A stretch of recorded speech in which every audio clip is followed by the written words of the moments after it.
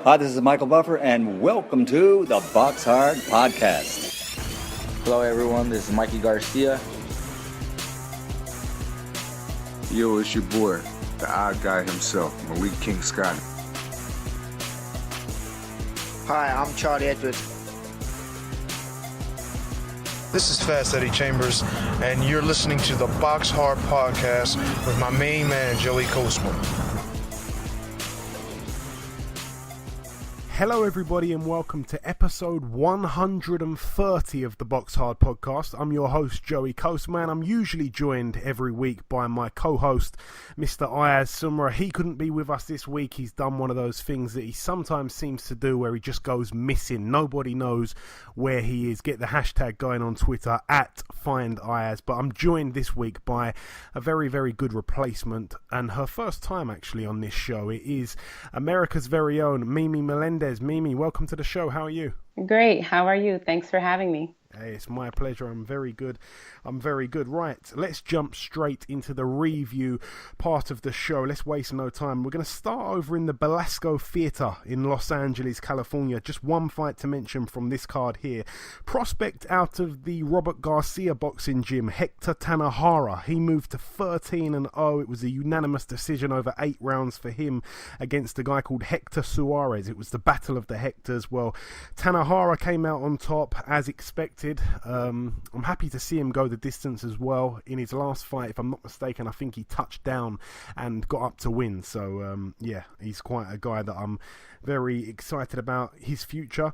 Moving over now to Australia, 1 or 2 fights to mention on this bill at the Convention and Exhibition Centre in Brisbane, Queensland. What do we have here? The son of Costa Tszyu, Tim Tszyu. He moved to 8-0. It was a TKO in the 5th round against Ruben Webster, who was previously undefeated. He brought a record into this fight of 8-0. So a TKO there for Tim Tszyu. He now moves to 8-0. Very exciting young fighter. He seems to have a lot of power in his punches, and I'm really excited to see what he turns out to be. Moving up the bill once again, Damien Hooper picked up win number 14. He's also got 1 loss. It was a TKO in round 9 against Reynold Quinlan, the man that we all, slated really when we saw that he'd signed to fight Chris Eubank Jr. in that bizarre fight. And this one, by the way, was actually at light heavyweight. Quinlan's moved up to light heavyweight. This one was also for the WBO International light heavyweight title. One note on this fight actually, Damien Hooper, despite getting the TKO in round 9 of 10, he was actually down twice in round 5 himself, so credit to him. Also on this bill, Dennis Hogan, he moved to 27-1 with 1 draw. It was a win against Britain's very own Jimmy Kelly. Very unlucky Jimmy Kelly. He proved, to be honest, a few times now that he'll fight anybody, but unfortunately for him it didn't pan out. He's now 23-2. Dennis Hogan successfully defends his WBO Intercontinental Super Welterweight title and also his WBO Oriental Super Welterweight title, so good stuff with him. Moving over now to Austria, one fight that went under the radar a little bit over here. Pavel Pulev, this is the younger brother of Kubrat Pulev. I think he's about 35 actually, so he's not so younger, but anyway, he moved to double figure wins. It was a 10th win for him, a KO in round 2 against Laszlo Penzes, who was actually undefeated with a record of 7-0 going in, so good win there for Pavel Pulev. Moving over to France, the man that recently I should rephrase that, I got told off last week, the guy that went against the anti-doping rules, I suppose, he fouled to oblige with their rule set. Tony Yoka, he missed a couple of drug tests. It's not that he fouled them, he just missed them. So he failed to alert the drug authorities in France of his whereabouts, and he wasn't able to take the test when they showed up because he wasn't where he told them he'd be. Well, anyway, throughout all the confusion, he managed to actually, have the French board sanction a fight for him. He now moves to 4-0. It was a KO in round 5 against his opponent Cyril Leonet, who is now 13-10 with 3 draws. No great shakes him, but a good win there for Tony Yoka. I think that's also his first 10-rounder. I may be wrong, but he only needed 5 to get rid of his opponent there. Moving over now to Mexico at the Hotel Azul Ixtapa. Former world champion Johnny Gonzalez picked up win at number 66. He's also got 10 losses. It was a unanimous decision against Marlon Cabrera, who's now 24-2. This one was for the WBC Latino super featherweight title. And now moving over to the big one at the Hard Rock Hotel and Casino. This is the final bill of any real significance to mention from last week. This really was the bill of the weekend, to be honest, in Las Vegas, Nevada, USA. I'm going to start on the undercard here. Sergio Mora, 28-5 with 2 draws. We will be speaking to him later on in the show. He picked up a split decision win against Alfredo Angulo, 24-6. Both men were coming off, I think it was just under 2 years out of the ring. They both hadn't boxed since about mid-2016. Sergio Mora, like I say, got the win, but one judge scored it to Alfredo Angulo. That judge, no surprise, Adelaide Bird, somebody that's come under some scrutiny many times, not just recently, but yeah, that was a bit of a questionable scorecard for her. It seems like that's becoming quite a fashion now. Also on this bill, because that one wasn't televised, but the fight that I got to see first on the bill in the UK on Box Nation, Julian Williams, 24-1 with 1 draw, took on Nathaniel Gallimore, 20-1 with 1 draw. J-Rock Williams was cut under his right eye from an accidental headbutt. I didn't know too much about Gallimore going in, but he actually impressed me. I think he was a much better fighter than I thought he would be. And very interestingly, at the weigh-in, I think it was, or maybe the press conference, they did a face-to-face kind of thing. That's all I do know. But Gallimore brought with him some Fruity Pebbles, which is obviously a famous US brand cereal, and he brought them to the weigh-in to say that J-Rock is not J-Rock, he's J Pebbles, which I found quite amusing. Obviously he was made to eat those words.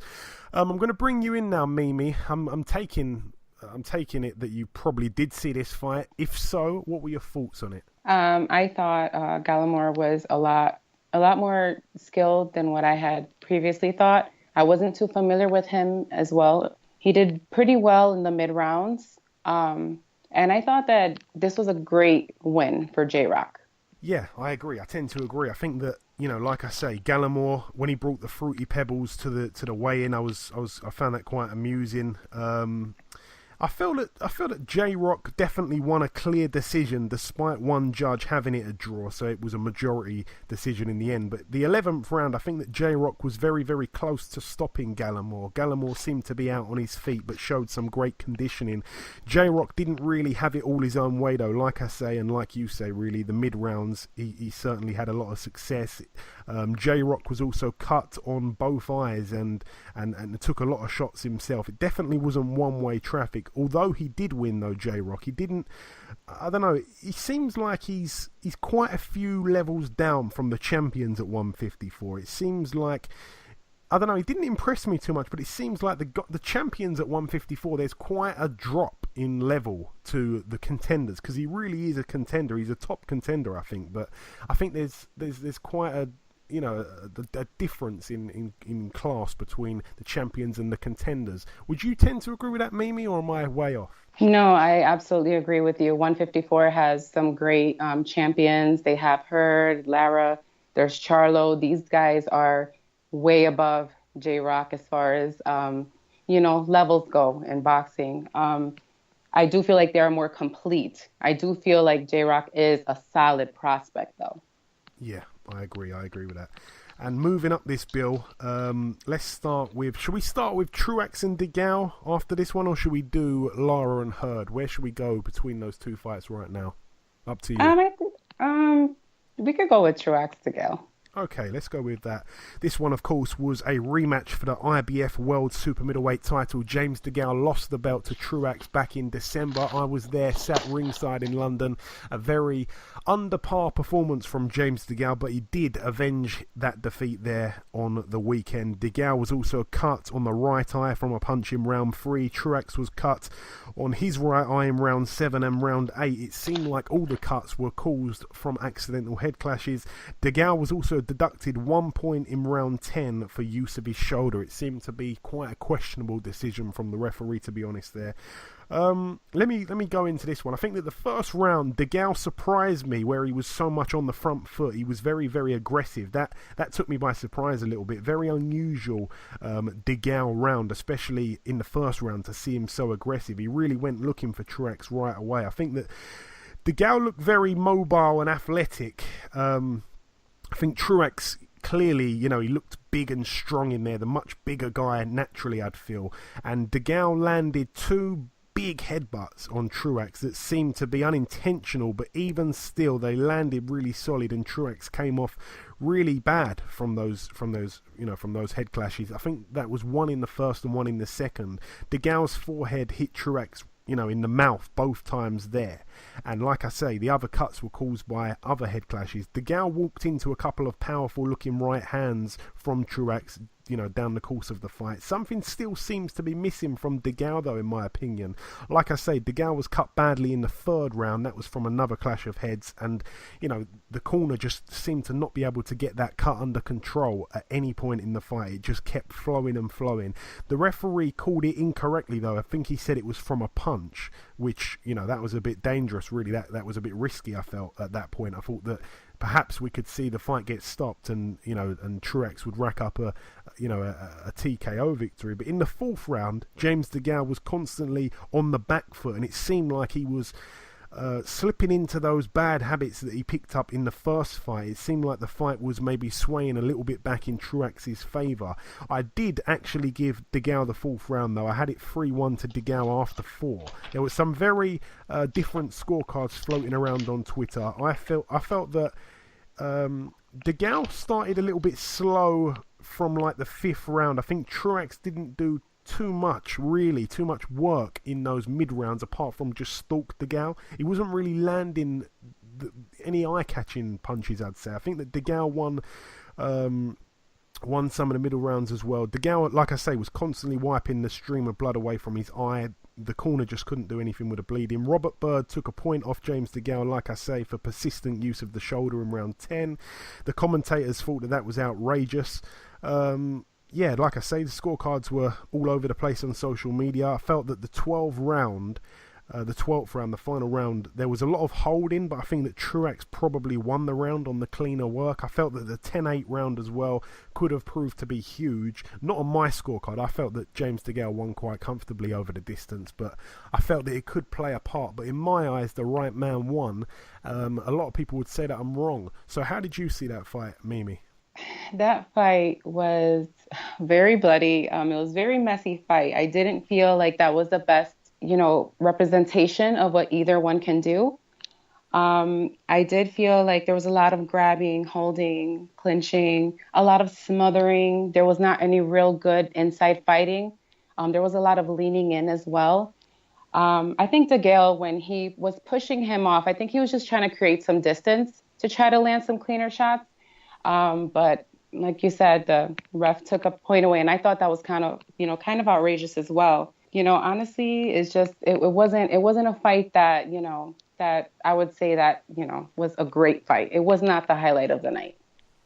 No, I tend to agree with that. I think that something's just lacking from DeGale. I don't know. I mean, the first time I kind of thought to myself, maybe it's Truex, maybe the fact that I don't even want to say he's awkward. I think he's quite textbook, really, Truex. I don't think he's got much to his game, really, and I really like the guy, so that's not a disrespectful comment to make about him, but I just felt that DeGale's just struggled so bad with him in the first fight. I actually barely gave DeGale a round in the first fight, and I think the second fight, despite I had DeGale winning quite wide on the cards, I still think that there's something lacking there, and, before he actually met Truex in the ring, before last December, I would have said that DeGale's probably the best super middleweight on the planet. But now, I think I actually have a lot of people to beat him. I think that, and this is, I don't want people to take this out of context what I'm saying here, but I would have him as an underdog to Gilberto Ramirez, to David Benavidez, to George Groves, possibly. And this could really be quite controversial. Possibly even Chris Eubank Jr. I could just imagine him, throwing a million punches and, DeGale not being able to judge the distance well, which we've seen. He seems to not really be able to judge distance well all of a sudden. It seems like he's got old overnight. Just before we move on from this fight, Mimi, who would you favour over DeGale at 168? Do you still have him as the top dog, or is he nowhere near? How do you see the division? No offense to DeGale. I think he's been in a lot of wars. I don't think he's the fighter he was before. I do feel like Uzcategui could be a problem for him. Benavidez would beat him. I honestly feel like he's not a top dog anymore at that weight class. He's just not the fighter he was before. Right, yeah, because there's a rumor going around. A lot of people sort of believe it and some don't, that he perhaps got Badooed. You know what I mean? Like Badoo just took it out of him, or I like to say he got jacked. I like that saying better. Moving up now to the main event, though. This one was the main event of the night. This one, of course, for the IBF, IBO, and WBA World Super Welterweight titles. This one was a unification, of course. Erislandy Lara in one corner with his record 25-2 with 2 draws. Jarrett Hurd 21-0 in the other corner.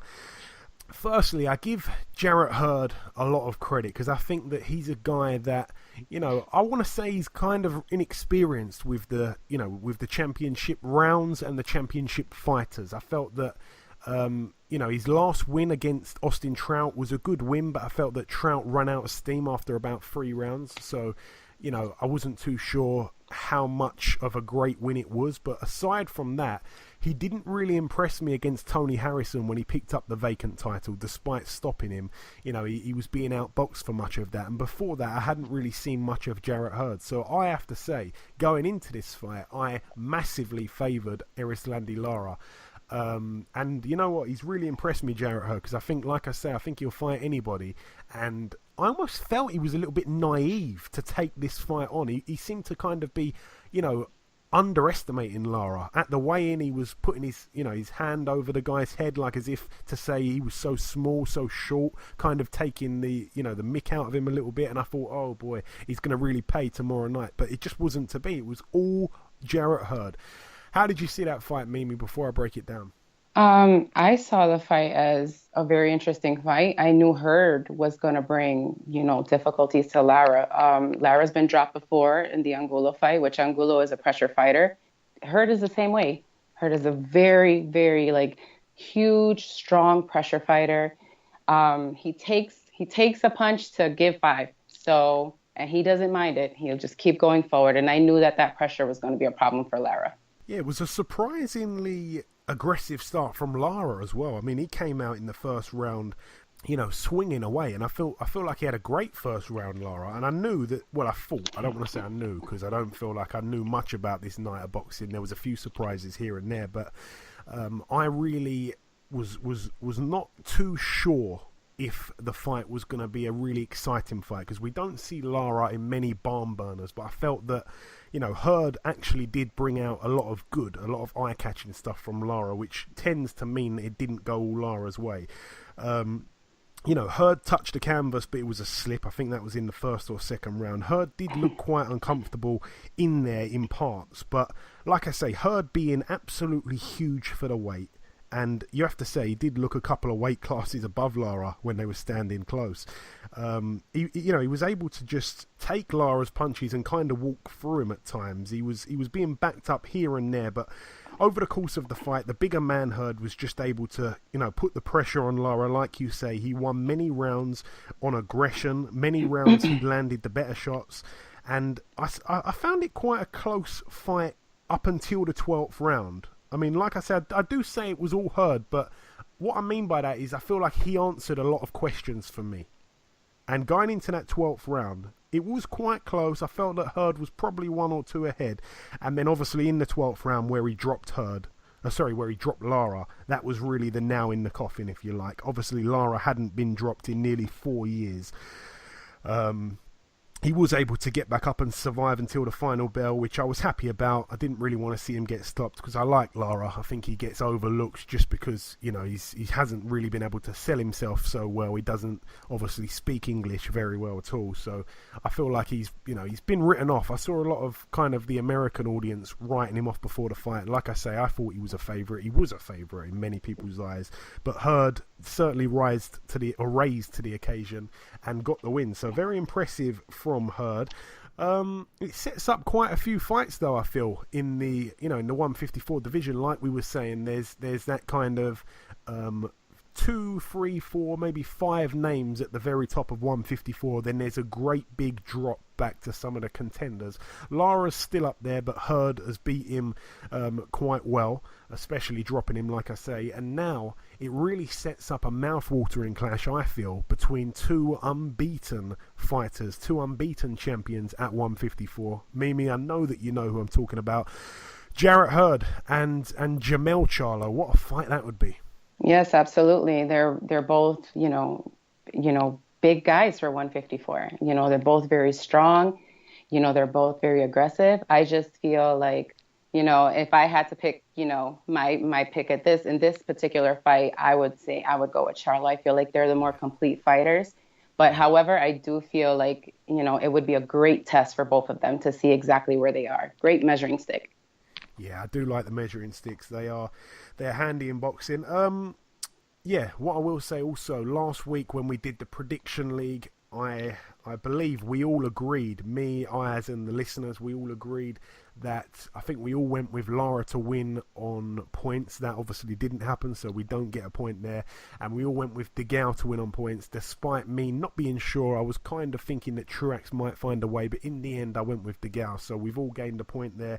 We all agreed. Very rare thing that on this show. Moving over now to the final 1 or 2 bills, just to mention, just before we wrap up part 1 here.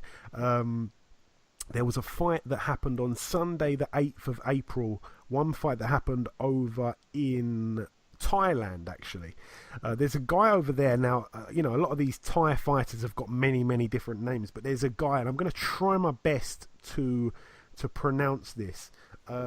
Actually, Mimi, you can have a crack at pronouncing this as well, so I don't look just silly on my own. How would you say this guy's name? Hang on, let me just quickly send you his name here. Pong Saklek Wangjongkam. Yeah, that you know what? I couldn't have done it any better, to be honest. I'm happy with that pronunciation. I'm sure that Pong Saklek Wangjongkam's probably happy as well. But anyway, this guy here, what I should mention is, we can laugh all we like, but this guy's resume, well, I'm not going to talk about his resume. He's a former world champion, but his record is 91-5 with 2 draws. He got win number 91 on Sunday. It was at the Ram 100 Thai Boxing Stadium. He actually took on a guy with a losing record who had a record of 18-19. The guy's name was Manot. Oh my God, his name was Manot Komput, I think his name is. It was for the interim Thai Super Bantamweight title. So all the very best there to what's his name once again, Mimi?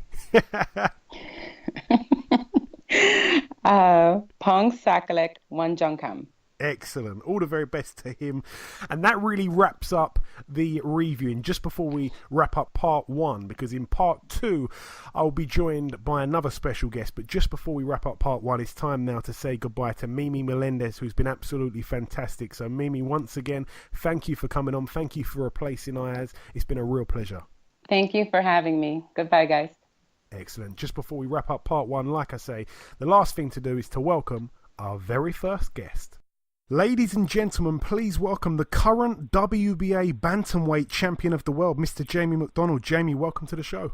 Thanks for having me.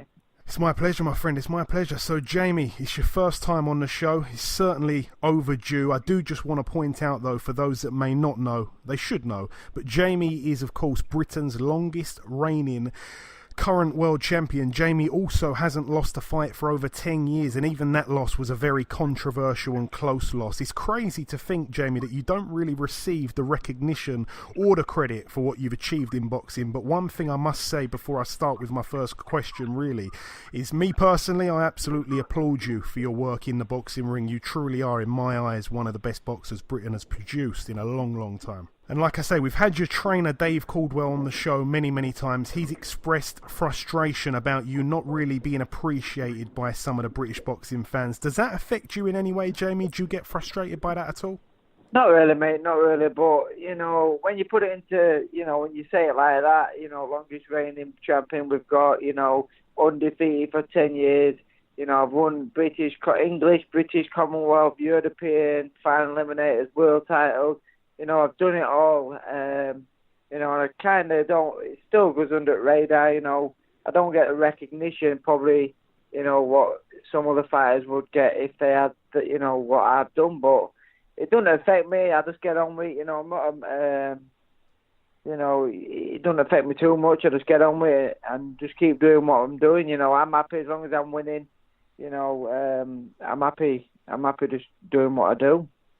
Yeah, that's the right attitude to have. We've also had your brother on the show many times too. He's another one that I feel is kind of underappreciated because he's a nice guy. He's a champion boxer. He's a really likable person also. Before we get onto the fighting questions, Jamie, how awesome is it to have your brother along with you for the entire ride, not just from the outside, but also very much the inside? He's there with you day in, day out, witnessing it, taking part in it every step of the way. How proud are you to have Gavin with you? It's brilliant. He pushes me. If I didn't have a kid with me, I push myself, don't get me wrong, but, he don't forget, he only had 5 amateur fights. Kind of, everyone writ him off. And he's seen me do it, and he wanted a piece of his son. And he's getting there, and he's had his world title fight, and he's up there, and especially after that last performance, I thought, I need to up my game. Obviously I want a bit better, brother, when we retire, and he's catching me up. His skill, he's slipping. He was slick. So we push each other, and it's always competitive. We have bantam, we have crap, but it is competitive, and it's good because it pushes us both. And it's a very lonely sport, boxing and our business. But when you've got someone there with you 24/7, you're not driving to all these sessions on your own. You're kind of not on your own all the time. You're with him, and. It's good. It's good for motivation, and it's good, to have someone alongside you, especially now he's up at that level with me. It's brilliant. Yeah, brilliant win for him last time out, like I say. So, as I say, it's the first time you've been on. I just want to kind of run through some of your wins. Like I say, you've been undefeated for 10 years now, and it's just remarkable when you look at some of the people that you've beaten that, some of the lower weights don't really get that recognition, I suppose. Obviously, it started in this 10-year undefeated streak. Ian Napper, a guy that, was a former EBU champion. Obviously, you've beaten a former world title challenger in Jerome Arnold. You beat the eventual 2-time world title challenger, Stefan Jamoy. You beat the eventual world champion, Stewie Hall. You beat the former world title challenger, Ivan Pozo. You beat the eventual WBC world champion, Julio Cesar. You beat the former world title challenger and European champion, Bernard Inoue. You beat the eventual European champion, he's still reigning now actually, Abigail Medina. You beat the former world title challenger, Javier Chacon. You then beat Tomoki Kameda twice in a row on the road. You took his O in the first fight. You got up off the deck to win, and then the second fight you put him down. He was also obviously an ex-world champion. Then you beat former world champion Liborio Solis most recently. I have to say, what a resume. Not to mention that in that time, like you said, you picked up the British, the Commonwealth, the European, the IBF and the WBA world titles. It's quite unbelievable. It's quite astounding. You've probably got one of the best resumes in British boxing right now. Would you tend to agree with that, Jamie? I do, listening to that. I'm kind of proud of him. I've never properly looked at it or thought about it, but I always say when I retire, that's when I realise what I've done, and I'll be proud of myself, when it's all done and dusted. And that's just felt like one of them moments. It's like, hey, that sounds quite good, that. There's still more to come, the best of me is still, I believe, still yet to come, but that sounds pretty impressive. Like I said, I've been undefeated for 10 years, I can remember when I got beat in them 2 fights, I was already playing at the game, and I told myself I'm never going to get beat again. You know, and that's been the motivation. You know, we just keep winning all the time and knuckle down. So hopefully it'd be nice to, you know, retire, you know, and not get beat again. You know, that's the plan. Absolutely. Like you say, unbelievable resume. Obviously, last time out you gave Solis a rematch, and I know that originally after the first fight, your trainer wanted you to move up in weight. You didn't do that. You wanted to prove to any doubters that you were worthy of getting the decision over Solis in the first fight. Obviously, the second fight didn't go to plan. Though a cut that you sustained early on meant the fight had to be stopped prematurely. It ended up being a no contest. Some would say that, you know, with the Liborio Solis chapter finally behind you, that if you were killing yourself to make the weight, that would have been the time to move up in weight. But instead, you haven't done that, and you've now signed to take on Naoya Inoue, who has obviously a brilliant reputation of being an absolute monster. Really, he's 15-0 with 13 knockouts, but himself, he's moving up in weight to fight you. So, Jamie, what attracted you to this fight? Was it the financial reward? Was it to prove to the fans that you will fight anyone? Was it the sheer fact of a challenge on your hands, or was it a bit of everything? It's just this, you know, it's nothing to do with money. I've had good paydays, nothing to do with that, right? I still haven't got the recognition I deserve, and for the Solis fights, the motivation was there. I trained hard, did it all, but when you get these monster fights like fighting Inoue and Kameda, and everyone writes you off, it's a different motivation you can bring to your training. And the plan was to move up because I wanted new challenges. I didn't think there were no left really at bantamweight. You know, I can still make bantamweight. That's why I'm here. You know, I won't go and take a fight. You know, if I thought I might not make weight, I can make the weight. To be fair, the last time I made the weight, I got a new team on board. Danny Wilson at the university, and May, my nutritionist, and it's the best I've done it. And I only had, I think, 8 weeks with Danny and 4 weeks with my nutritionist. I've had plenty of time with him now. I've done a solid 12-week camp. This will be the best I met weight, and this is a fight I want. You know, everyone's ripped me off. I've had people tweeting me, giving me credit for taking the fight, but I'm going to get knocked out and this and that. But listen, I can go and beat this kid. I know I can, and I'm hoping I get some recognition. You know, what I deserve, because I will go and fight. You know, I'll fight anyone at bantamweight. I'll fight. They've only got 2 arms, 2 legs. I believe I'm the best fighter at bantamweight on this planet, and that's why I've gone and took this fight. He's moving up in weight. I think I beat him in all ways: experience, size, range, everything. You know, I think I beat him. Obviously, he's sharp. He can bang, but can he bang when he comes up against someone like me who, you know, probably, you know, can campaign at featherweight if I want. I'm a big bantamweight, so this fight's got me going. I'm absolutely flying in training. I'm loving it. To be fair, I'm liking going at the gym and doing my job. You know, it don't feel like a chore. You know, when you want to go and you want to train hard because you know you're up against it, it's nice. So I'm enjoying it. I'm enjoying going to the gym. I'm enjoying knuckling down, and I want to prove to everybody, you know, who write me off, don't write me off. You know, I can beat these kids, and I believe 100% I'll beat Inoue, and have a fantastic year this year. And Jamie, what do you know about Inoue? Have you watched much footage of him at all? I've watched enough, you know, to see. I know where does he.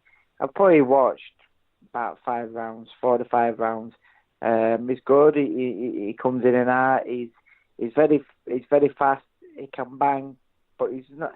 I don't think the opposition has been the best he's fought, you know, and I think I can exploit. You know, there's plenty there to exploit, and you know, as long as I do what Colwell tells me to do, and I show up on the night, I can beat him, and I can look good beating him. Yeah, I tend to agree, to be honest. And like a true champion, you've gone on the road before to defend your titles. You've done it in America. You've done it in Monte Carlo, a little bit closer. It's a whole different thing, though, going over to Tokyo, Japan. Aside from the fight itself, are you looking forward to going out there to experience the place? It is. Everyone says it's a great place. It's nowhere you'd pick to go, even on an holiday. But Texas won, but we enjoyed it, you know. Obviously, it's business, but you obviously get to see the place as well. So I'm looking forward to it. And I love fighting away. There's no pressure. Everywhere, as soon as you fight away, people think, oh, he's either going for money, he's not, he's probably going to get beat. But, but I believe, I won't take a fight just for them reasons. I go there, I believe in it, I can beat him, and that's, and that's why I'm going, and I'm going to experience it all.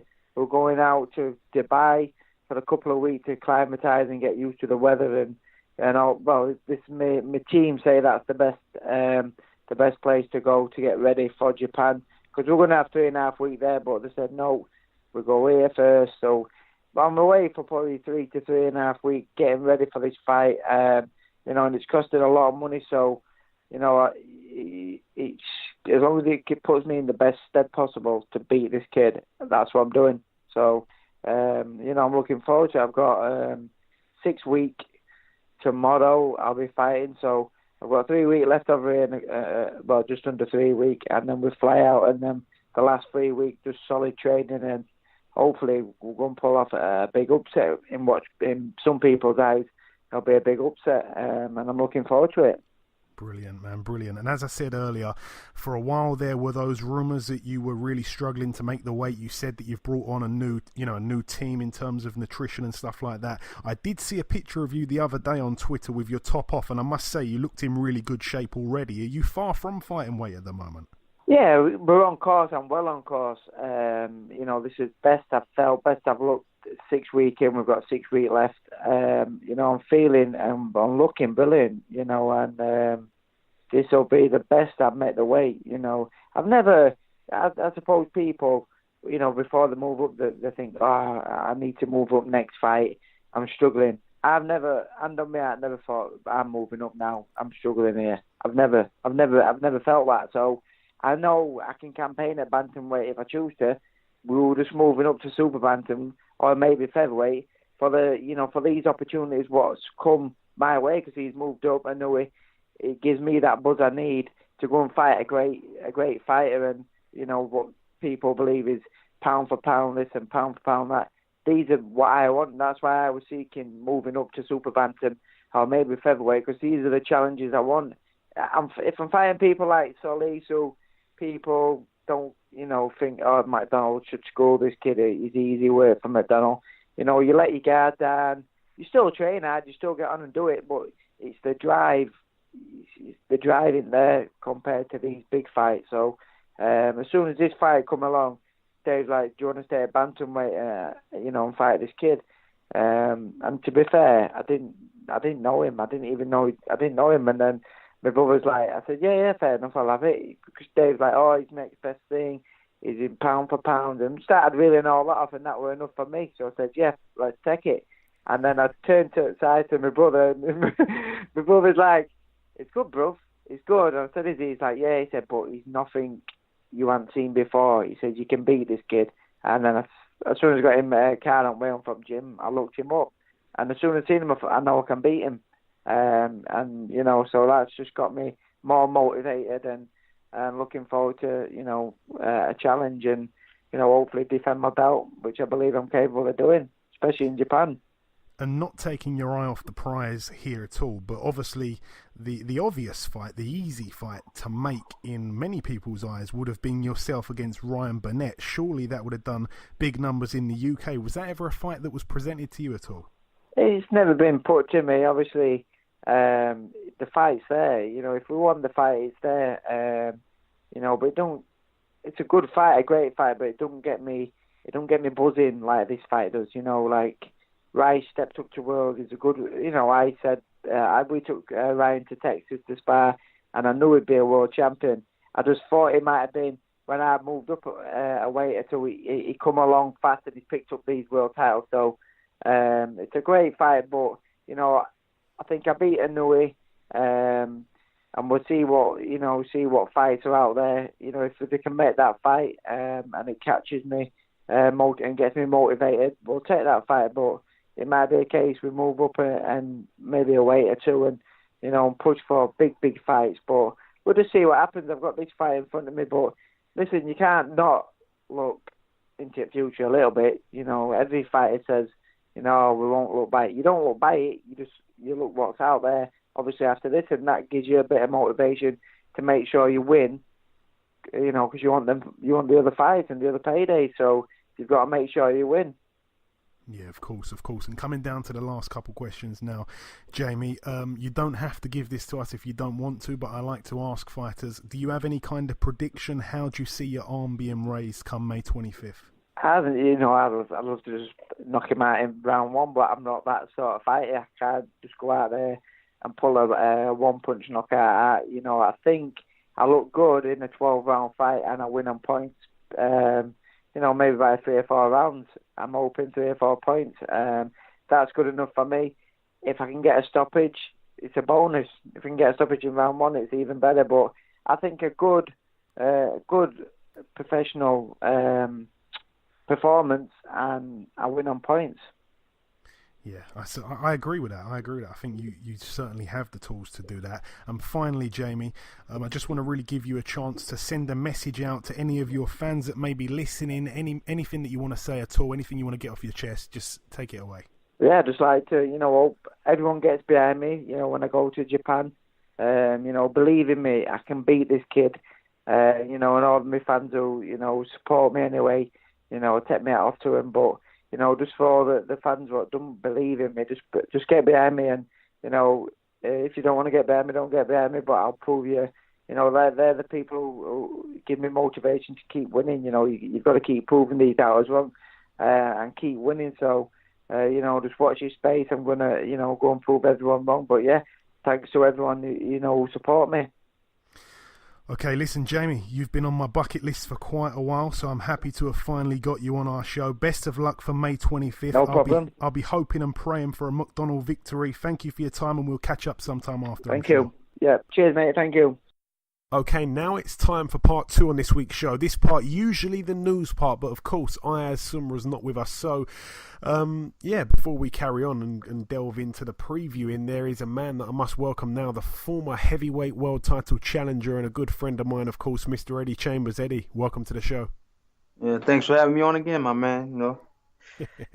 It's my pleasure, my man. It's my pleasure. As I said, we will be doing a little special segment because there's not too many fights to preview, and to fill the time, we're going to go over, myself and Eddie, some of the funny boxer nicknames, and also, of course, we did a competition. There will be a prize of a T-shirt to be given out in due course, so stay listening for that. There's not too many fights to go over really, but one fight happening later today on I believe it's ESPN2. At the Fantasy Springs Casino in Indio, California, Francisco Vargas, former world champion. That's the guy that practically had Stephen Smith's ear hanging off. His record 24-1 with 2 draws. He takes on Rod Salker, believe it or not, former foe of Danny Garcia. That's a 10-rounder there. Moving over now to the Doncaster Dome, there is one fight to mention, I believe, on this bill. Former British champion Robbie Barrett, 15-3 with 1 draw. He takes on Matty Fagan, 12-3. That one's in Yorkshire, United Kingdom, of course. Steffi Ball Promotions, that one. Also, a really one of my favourite journeymen, actually. Adam Jones, 7-30 with 6 draws. He gets out again here. His opponent yet to be announced. Hopefully it's a win for him. Moving over now to Minneapolis Armory in Minnesota, USA. This one's going to be on USA Fox Sports 1. What do we have here? Edna Cherry, 36-7 with 2 draws, takes on Dennis Galarza, 16-2. Jamal James, 22-1, takes on Abel Ramos, 18-2 with 2 draws. Both those fights there are both 10-rounders.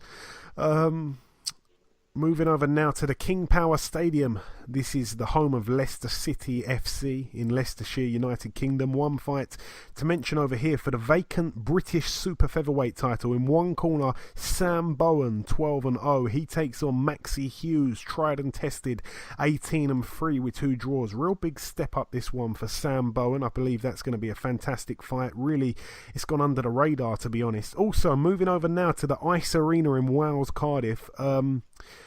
Couple fights to mention on this one as well. Liam Williams, he gets out. I didn't even see that. 16-2 with 1 draw. I believe it's his first fight since losing to Liam Smith. He takes on Anatoly Hunanian, I think it said, 7-3 with 1 draw.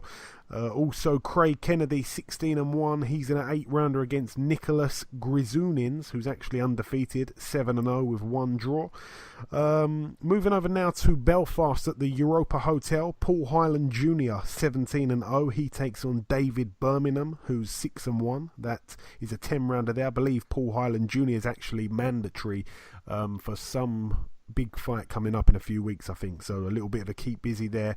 Nathaniel Wilson, that's the son of Chris Eubank Sr. His record 4-1 with 1 draw. He's the kind of what's the word, like a strange son, I suppose. He's fighting at York Hall, Bethnal Green. He takes on a guy who's 1-16. That's a 6-rounder there. We're really scraping the barrel, to be honest. And moving over now to Sunday, the 15th of April, so 3 days from now, in Japan. One fight to mention over here. Daigo Higa, 15-0, puts his WBC World Flyweight title on the line against Christopher Rosales, former opponent of Andrew Selby. His record 26-3. And also on the undercard of that, Ryota Murata, 13-1, defends his WBA World Middleweight title against Emanuele Blandamura, 27-2. Most people has probably forgot that he's the guy that got knocked out brutally by Billy Joe Saunders a few years back. I think it was for the EBU title. So yeah, two guys there that have, two opponents there that have both fought in Britain and lost against our guys. They're both fighting in world titles here, so that's a double world title card in Japan. And finally, just to wrap up the previewing, just before we bring in our little fun segment now about the funny nicknames of boxers, in Latvia at the Olympic Sports Centre in Riga, Prince Patel, 12-0 now with 1 draw. He's in an 8-rounder against a guy who's 0-1 called Andres Konovalovs, I think it said. So all the very best to Prince Patel. Right, Eddie, let's talk about these funny name fighters. I've managed to compile a bit of a list here of many different guys with hilarious names. Some are quite good names, actually. Some are quite funny. But yeah, let's go through some of the names that you may know. What are some of the names? Let's just discuss it. Like I say to the listeners, this is not a scripted segment here. It's pretty much off the cuff. I've got a list of names, but I don't know. Eddie knows lots and lots of boxers, and some of the names, Eddie, I'm going to throw at you, and you're probably going to say, yeah, that was his nickname, because some of these you'd have probably heard of. But what are some of the names that you remember? Some of the funny names that you've encountered over the years. Oh man, honestly. There's obviously been a lot of names that I've heard. You know what I mean? Some of which that I don't even remember right now. And then it's kind of, as soon as you put pressure on somebody, they forget stuff. Especially somebody like me who's getting old. You know what I mean? But no, I keep thinking of what's the one that I've heard, the Haitian Sensation. Yes. I've heard there was one. I mean, I kind of actually like that one. It's kind of funny. It's funny to think about. But there was one that I had in my head now. I cannot remember what it was. We can come back to it. We can come back to it. But when you go on BoxRec, you can actually type in like a surname, and it will come up with like all the boxers that had that surname. Yeah, you can do that. So funny enough, I typed in. And I need to warn the listeners that I'm about to use an explicit word, especially one of our listeners has got like a taxi in the UK. He's a taxi driver and he's always playing my podcast. So I'm going to give him a little 5-second warning there that if anybody is in the back to quickly put the podcast on pause. So I just to try and find... You're going to laugh, Eddie. Just to try and find some funny names, I just decided I'm going to type Dick into BoxRec, right? So, Eddie, it turns out there was a guy who had one fight and he got knocked out in the one fight, right? So he's 0-1, and the guy fought in 1904 when times were very different, okay? So 115 years ago nearly, and it probably wasn't a funny name back then, but this guy's name, I'm not even joking, this guy's name was Big Dick.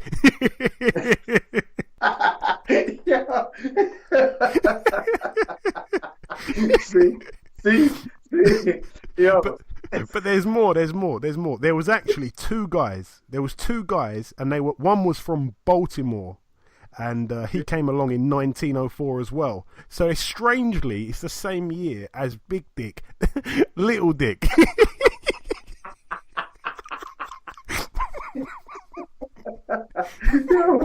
Whose names did? No, you know what?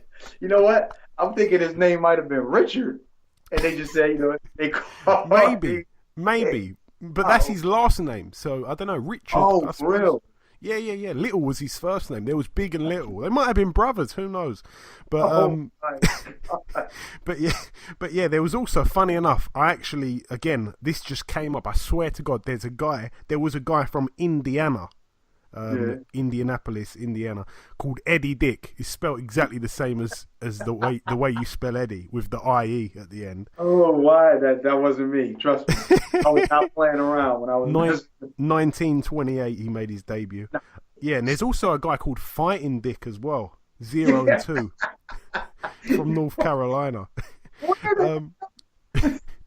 But yeah, getting off the explicit names, coming on to some of the funny ones. I should have done. This would be. Do you remember a boxer who had a nickname, the Explosive Fin Man?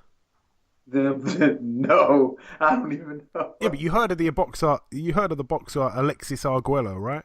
Yeah. Yeah, he was known as the Explosive Fin Man. I didn't know that though. I thought you might know. Serious? Yeah, that was his nickname, What? man.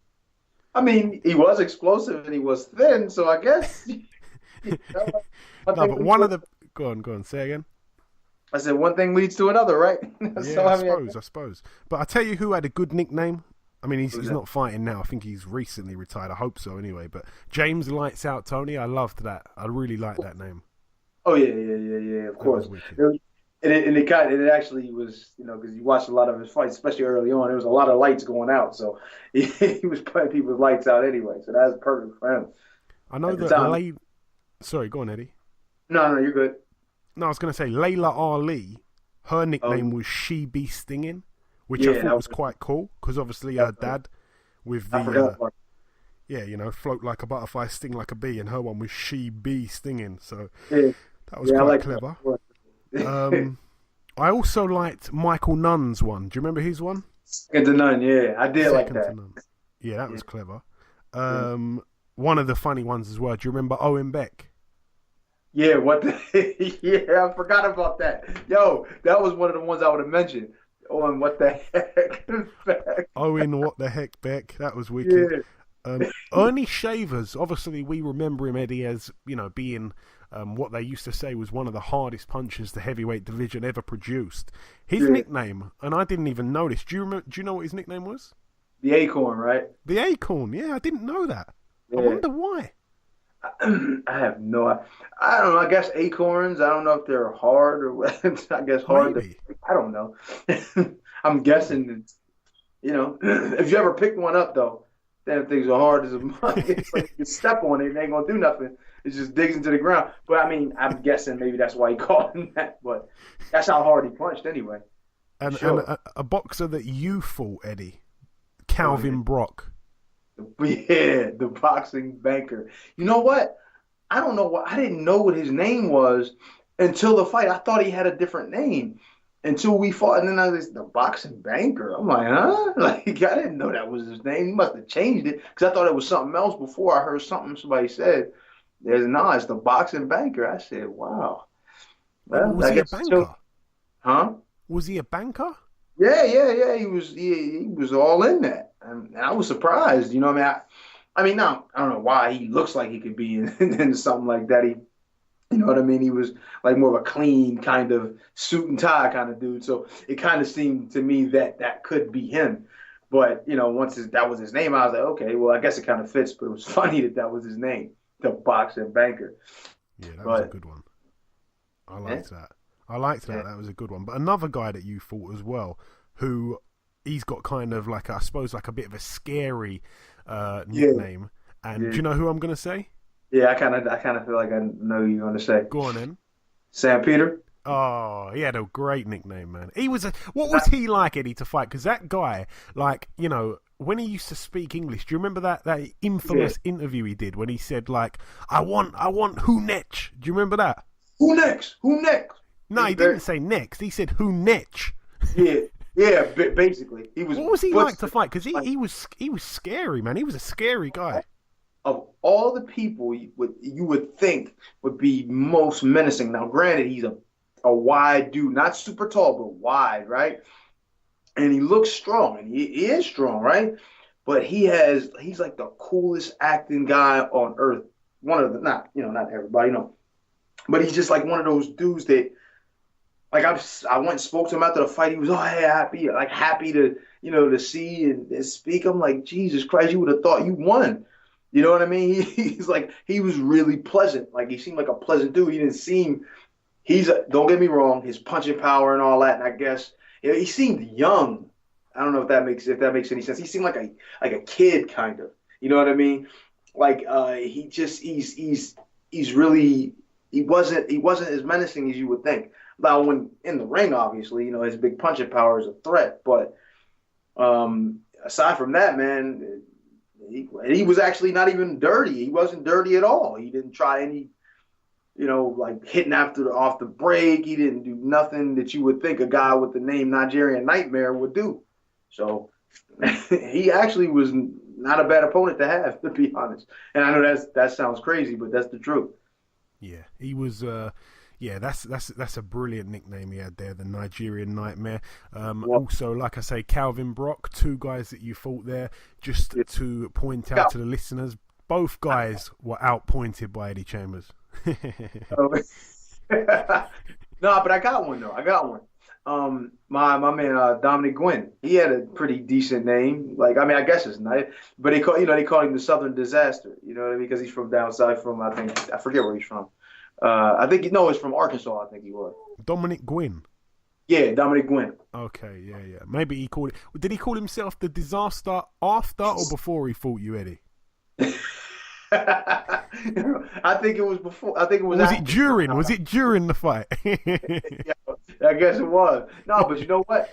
Yeah, it's funny but he did have that name. But yeah, it was probably more so after than before. No, but he was one of the toughest dudes. They thought he was going to be that guy at one point. And then Monty, which I actually like his name too, Monty Barrett, kind of derailed that. Monty Two Guns Barrett. I like that. Yeah, that was a good one as well. What else have I got here? I've got a boxer called Lou Jenkins. I've never heard of him, to be honest with you. That sounds like old school name. Well, anyway, this guy's nickname, and it's a real mouthful. His nickname was the Sweet Swatter from Sweetwater, Texas. Where did I make this up? What is a sweet swatter? I don't know. Because I'm picturing it. Eddie, I'm picturing like a guy with like this, plastic swatter to get flies with, but he's really sweet with the way he swings it or something. I don't know. Yeah, that's what it sounds like, yo. And that's not a good thing. You don't want to be a sweet swatter. You know what I'm saying? You want to be like a sinister swatter or something. But you don't want to be no sweet nothing, especially if you're a dude and you in the ring fighting. You don't want nobody to call. You know what? I forgot. Sweet Did I tell Pea. you my dad's name? Yeah, you told me. Yeah, but I forgot it. What was it? Remind the listeners that may not know. Because Eddie's dad boxed amateur, right, Eddie?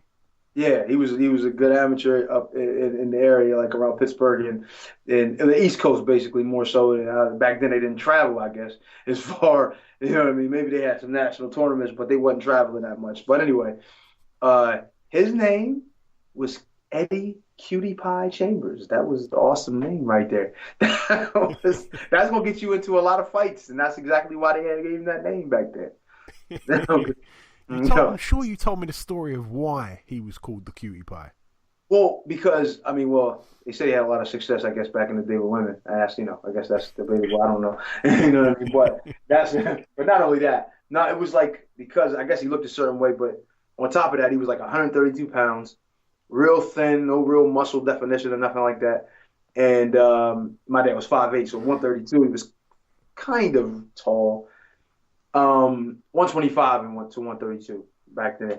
But and they were calling that name, and everybody would call him that name. So the guys he was fighting was just like Cutie Pie. You know what I mean? They get a little attitude with him, like, oh, he's a punk. We're gonna get in there, we're gonna dust him off real easily.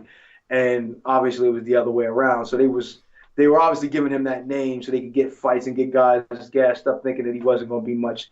And he actually didn't look like much, so hence that name. And obviously they gave him, and they obviously gave the guys a rude awakening. So, but that was what it was. That was what it was for.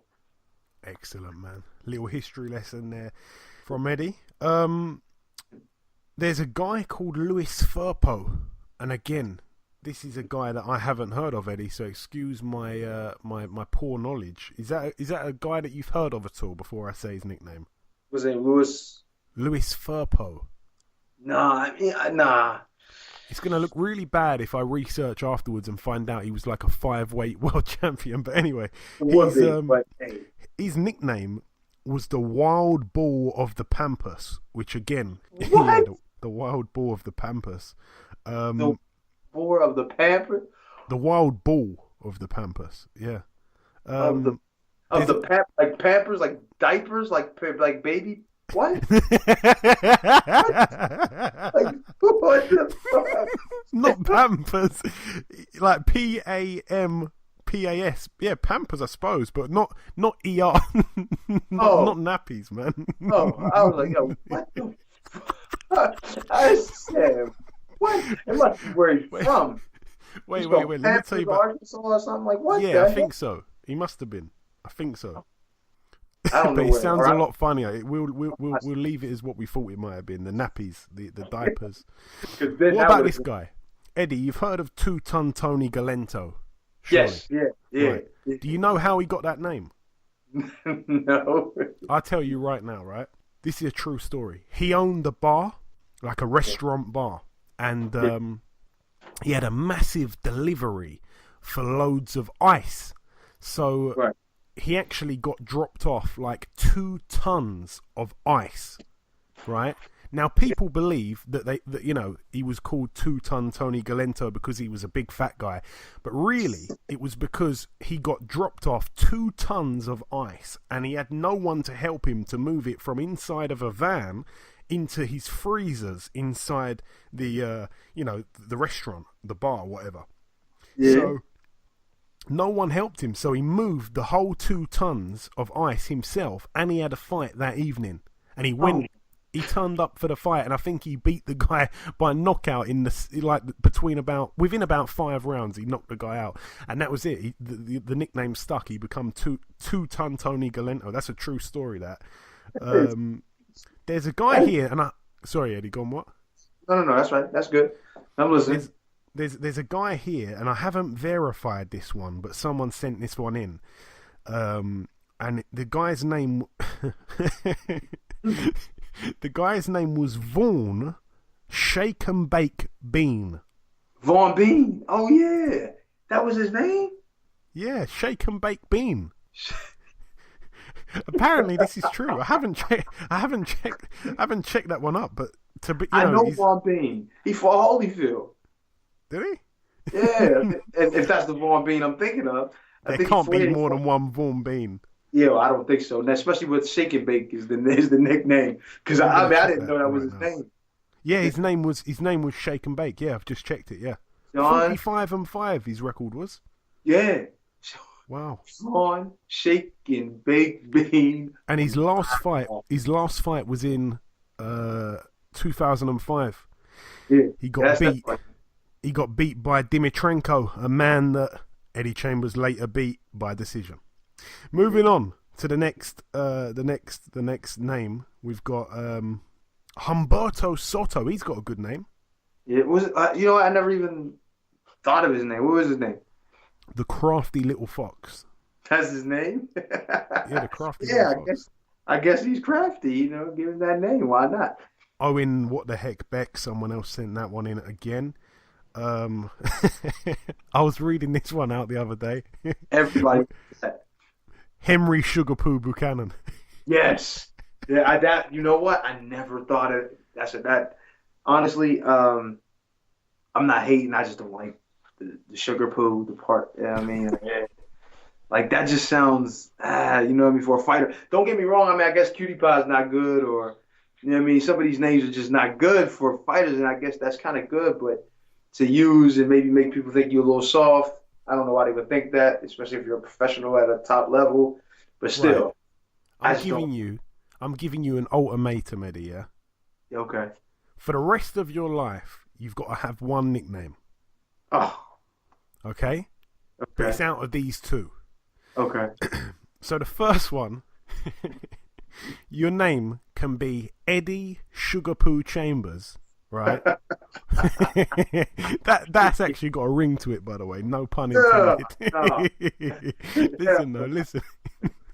Or you can have the name that David Haye gave you that time, which I still think was funny, Eddie.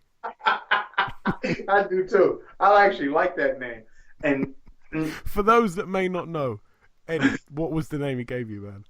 Fast Food Chambers. No. Fast Food Eddie Chambers.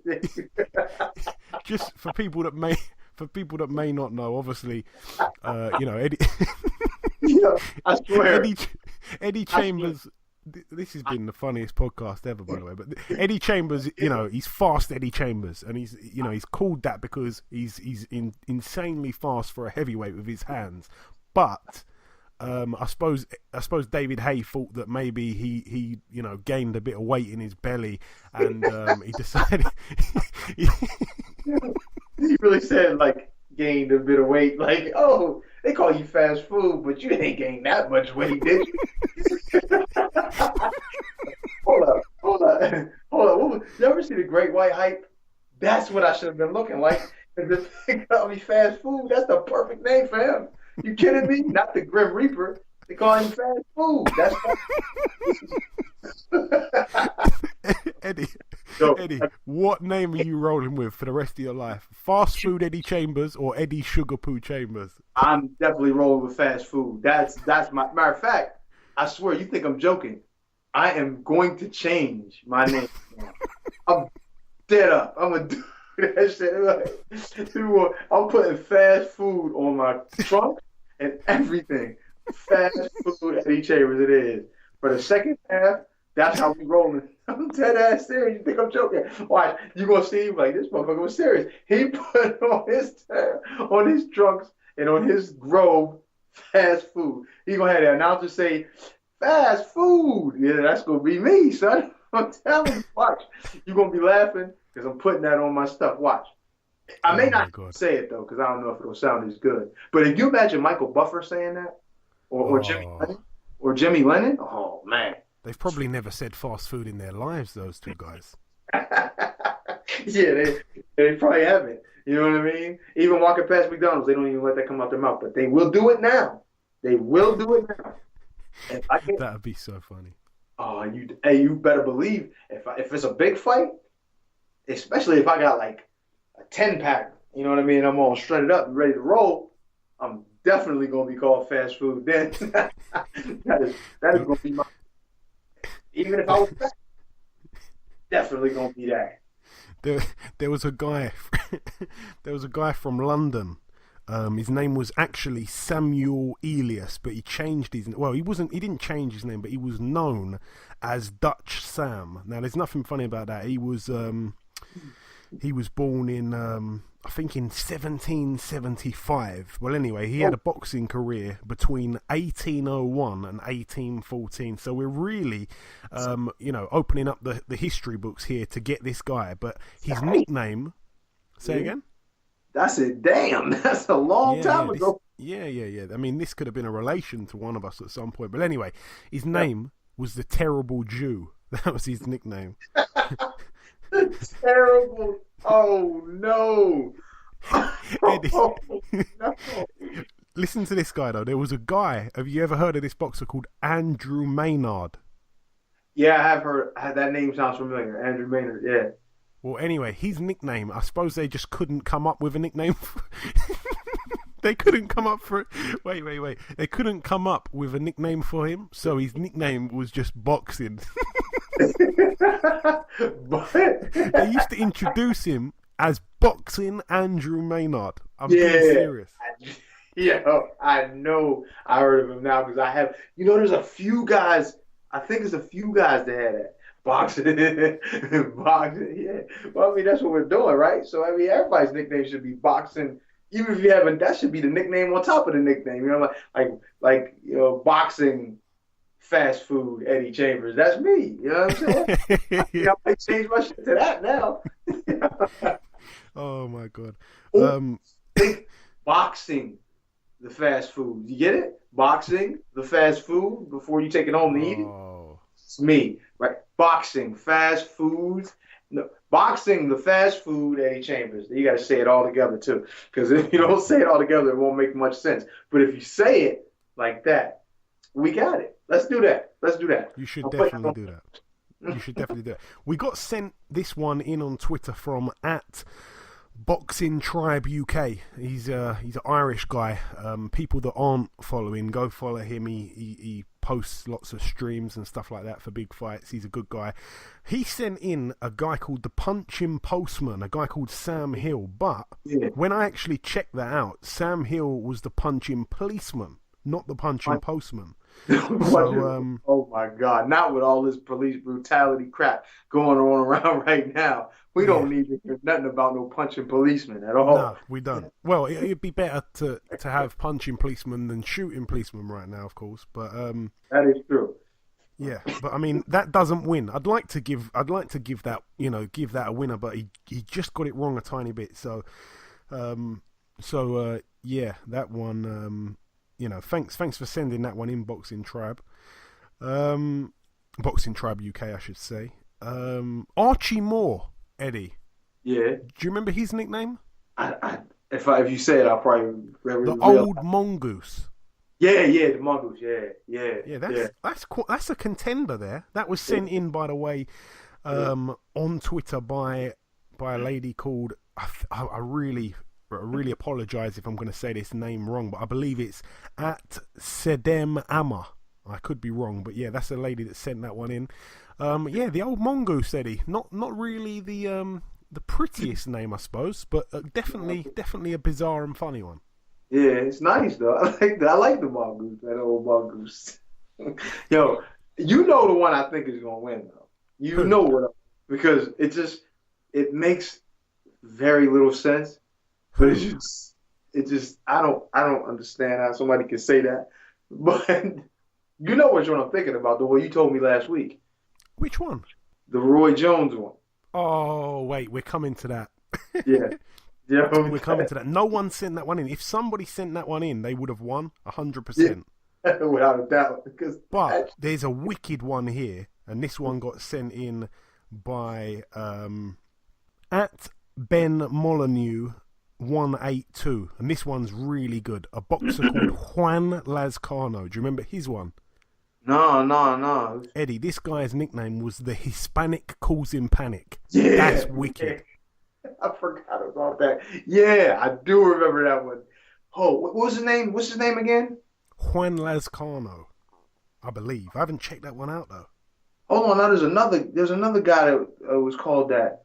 He was way. Damn, maybe I just don't understand the way you're saying this. Say his name again. Oh, I'm not saying it again if I keep saying it wrong. Let me check this guy out. Maybe there was two. I'm gonna check this guy out here. Damn, I'm trying to remember. No, he has got that name. He's 37-5 with one draw. He could have been the contender. He took on Ricky Hatton actually. Yeah, that's who I'm talking about. What was his name again? His name was Juan Lazcano, like Juan, you know. Oh, Juan Lazcano. Yeah. Oh, thanks. Oh, my pronunciation was fine. Oh, yeah. You know what?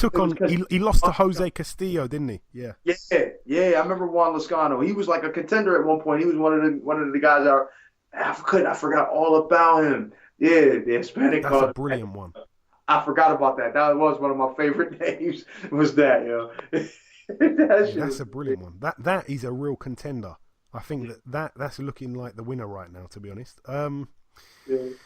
What else have we got? We've got, also sent in by Ricey_SUFC. Ricey's one of our most loyalist listeners, to be honest. He's been listening for a long, long while now.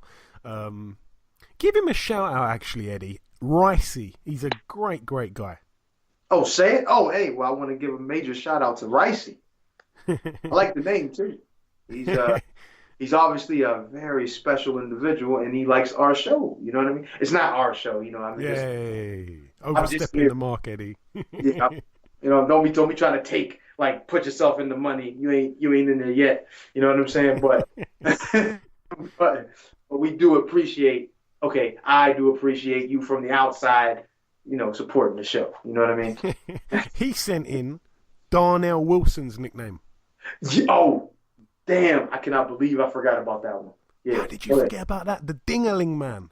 You know, I heard that it had nothing to do with him, with his punching power in boxing. I heard it had something to do with something that I'm not even going to say right now. But that's what I heard. I mean, I could be wrong, but his name was the Dingaling Man. I don't. Well, the less said, the better on that one. But yeah, thank you for sending that one in, Ricey. Also sent in by @KingNary. This is a guy called Carl Davis. He sent in a guy called Carl Place, who I'd never heard of, but his nickname was the Bulb Head. The bulb head? Like the light bulb head, but just the bulb head. The bulb head? Oh my God. And you know what's bad about that? Light bulbs are really, really, really brittle. You could crack a light bulb on anything. On a paper towel, you could crack a damn light bulb. So you don't want to be called the bulb head. I mean, I just don't feel like that's a good name at all for you. I mean, it's funny, but it's not good to have. I mean, he did okay. He retired. It's looking like he retired. He hasn't fought for just over 6 years now. So I guess he's retired. But yeah, his record was 16-1. So. Well, hey, the bulb didn't bust too much, so he did some good stuff, man. You know. Nope. Yep. Credit to the bulb head. Thank you for sending that one in. Also, this one, and again, Eddie, if somebody would have sent this one in, I've checked this one out as well. This is verified. If someone would have sent this one in, they'd have probably won the T-shirt.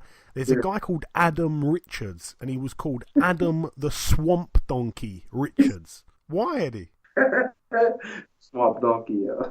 Yeah, that's like I said, if someone would have sent that one in, I would have probably give it to them, to be honest. Also, go on. That's a major contender, but that is a contender. But nobody sent it in. I actually found that one myself.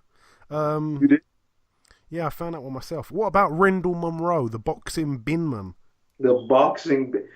He was a good fighter, though, man.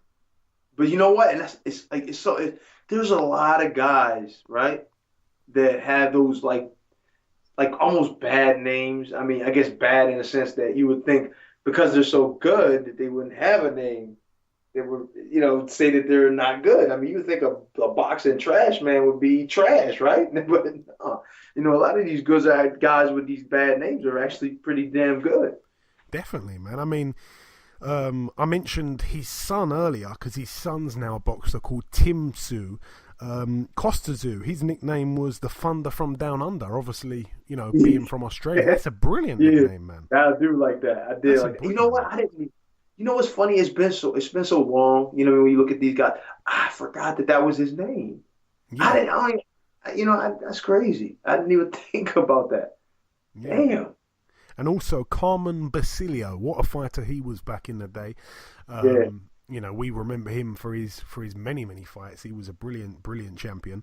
I think he died just a couple of years ago as well, so a very sad loss for the boxing world. But he had a great, great nickname, the Upstate Onion Farmer.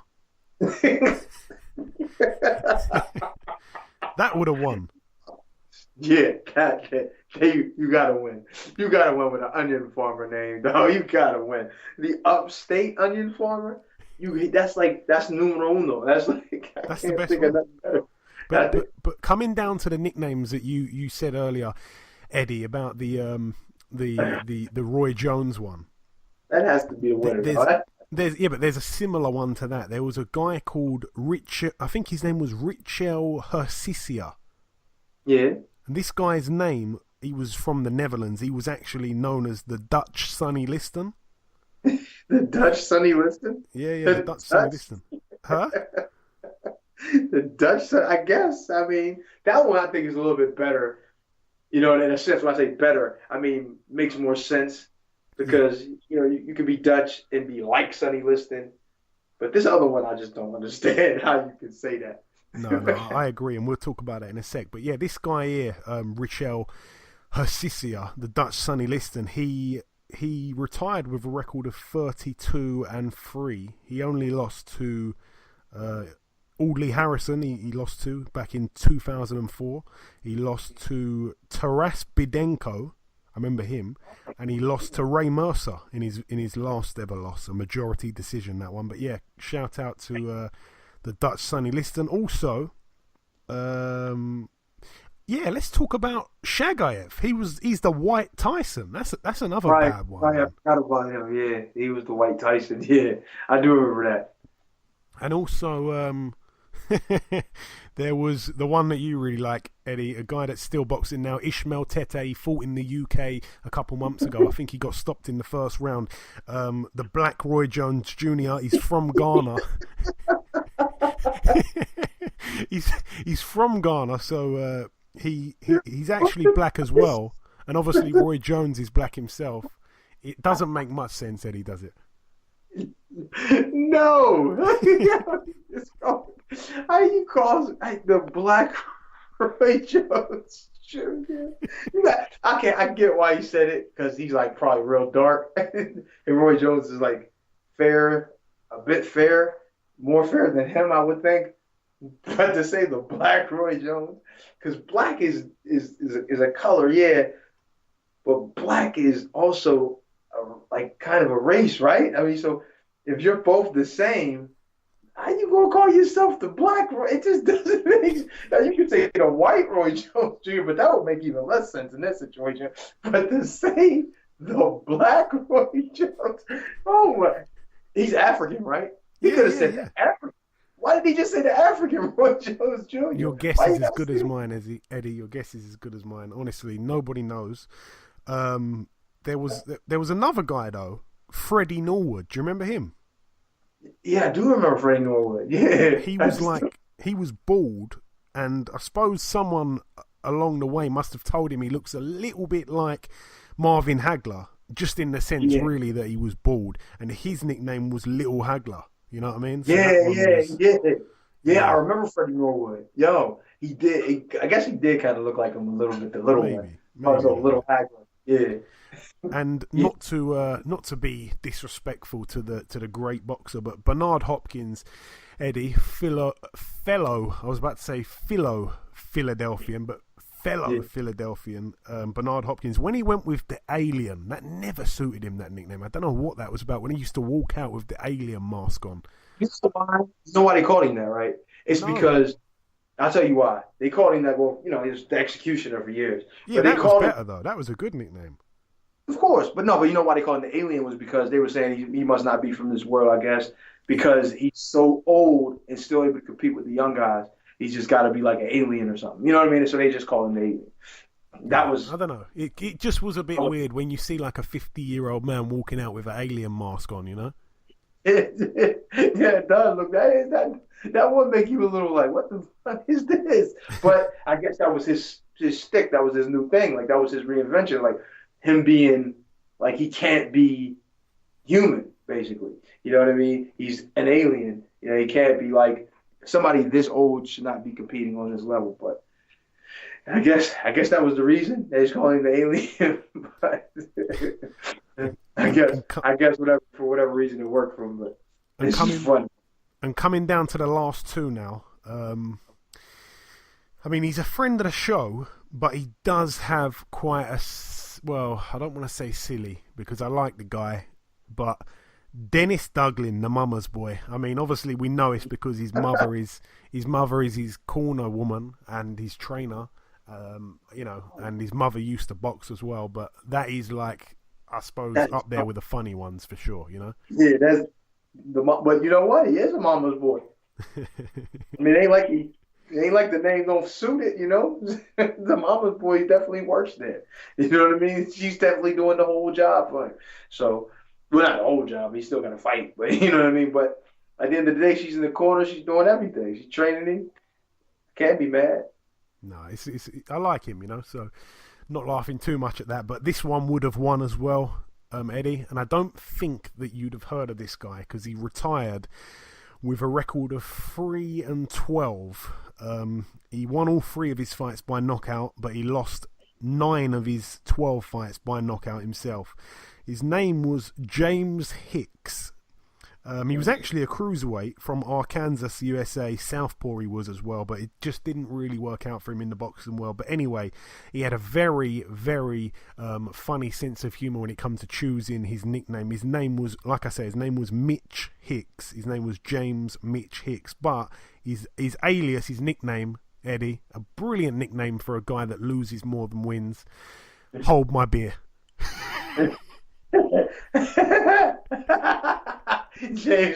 James, hold my beer, Hicks, or what the fuck? Or Mitch, hold my beer. You know what? I like that name. You can't have that as well, man. There's too many. You're gonna be like, hang on a minute. What are we saying it now? It's gonna be Box the Fast Food and Hold My Beer, Eddie Chambers. I'm the new champ. I'm gonna get a belt somehow, and it's gonna be this way right here. I'm getting the fast food. We're gonna say no. Forget boxing the fast food. We're just gonna leave it at Fast Food Eddie Chambers. That's the name. That is the name. I'm gonna have a box of fries stenciled on my trunks, and I'm telling you. Well, for a long time, Joseph Parker was sponsored by Burger King. Do you remember that? Hey, damn, that could have been his name. Joseph Burger King Parker. That would have been dope. Forget whatever name he got now. He could have used that thing. Do you know? Big sponsorship. Damn. Eddie, talking of journeyman, yeah. Mm-hmm. I was looking at some of the worst journeymen that have ever laced up, a pair of gloves, and there was one guy. He doesn't, well, he's kind of got a funny name, I suppose, but like his name was Eric Crumble. Have you heard of this guy? Yo, my God. You heard of this guy, though, Eddie? I think I might have heard of him. He had 31 fights. How many do you think he won? None. He won none. He lost 31 times. How did he lose all 31 times, Eddie? Did he get took to the decision every time? No. He got knocked out every single time he got in the ring. He never got to round 3 in his life. He got knocked out in the first and second round every fight 31 times in a row before he gave up. Damn, he was like, yo, he was like, man, I don't care about getting knocked out. I've done it 20 times before. I'm going to go in again. And I'm going to win this time. I was speaking to one of my friends the other day, though, and he was saying, surely if you get knocked out about 5 times in a row, you just think, do you know what? Maybe boxing's not for me. He was like, man, look, eventually I'm going to get up and walk through this thing.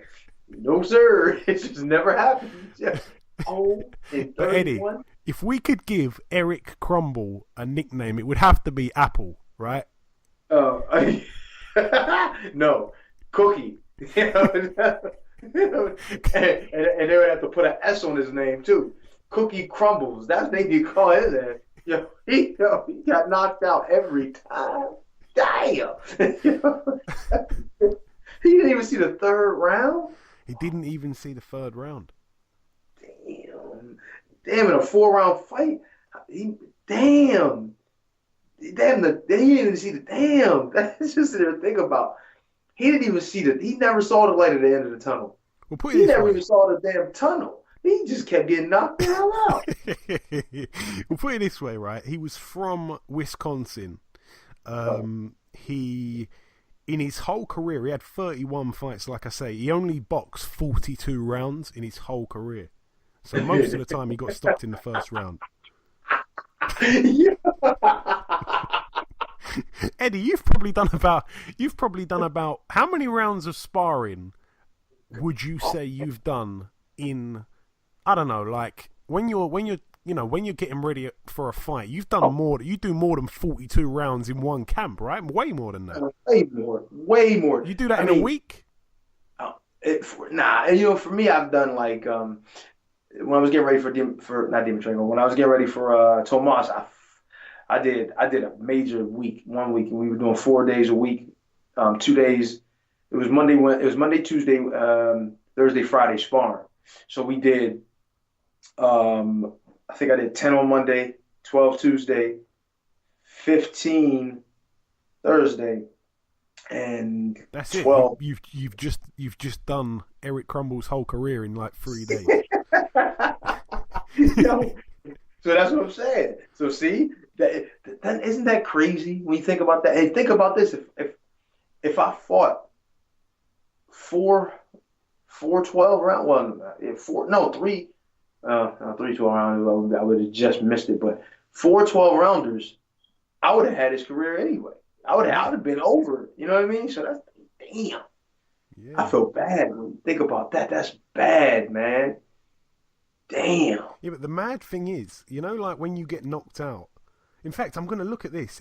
I'm going to go a little bit deeper here.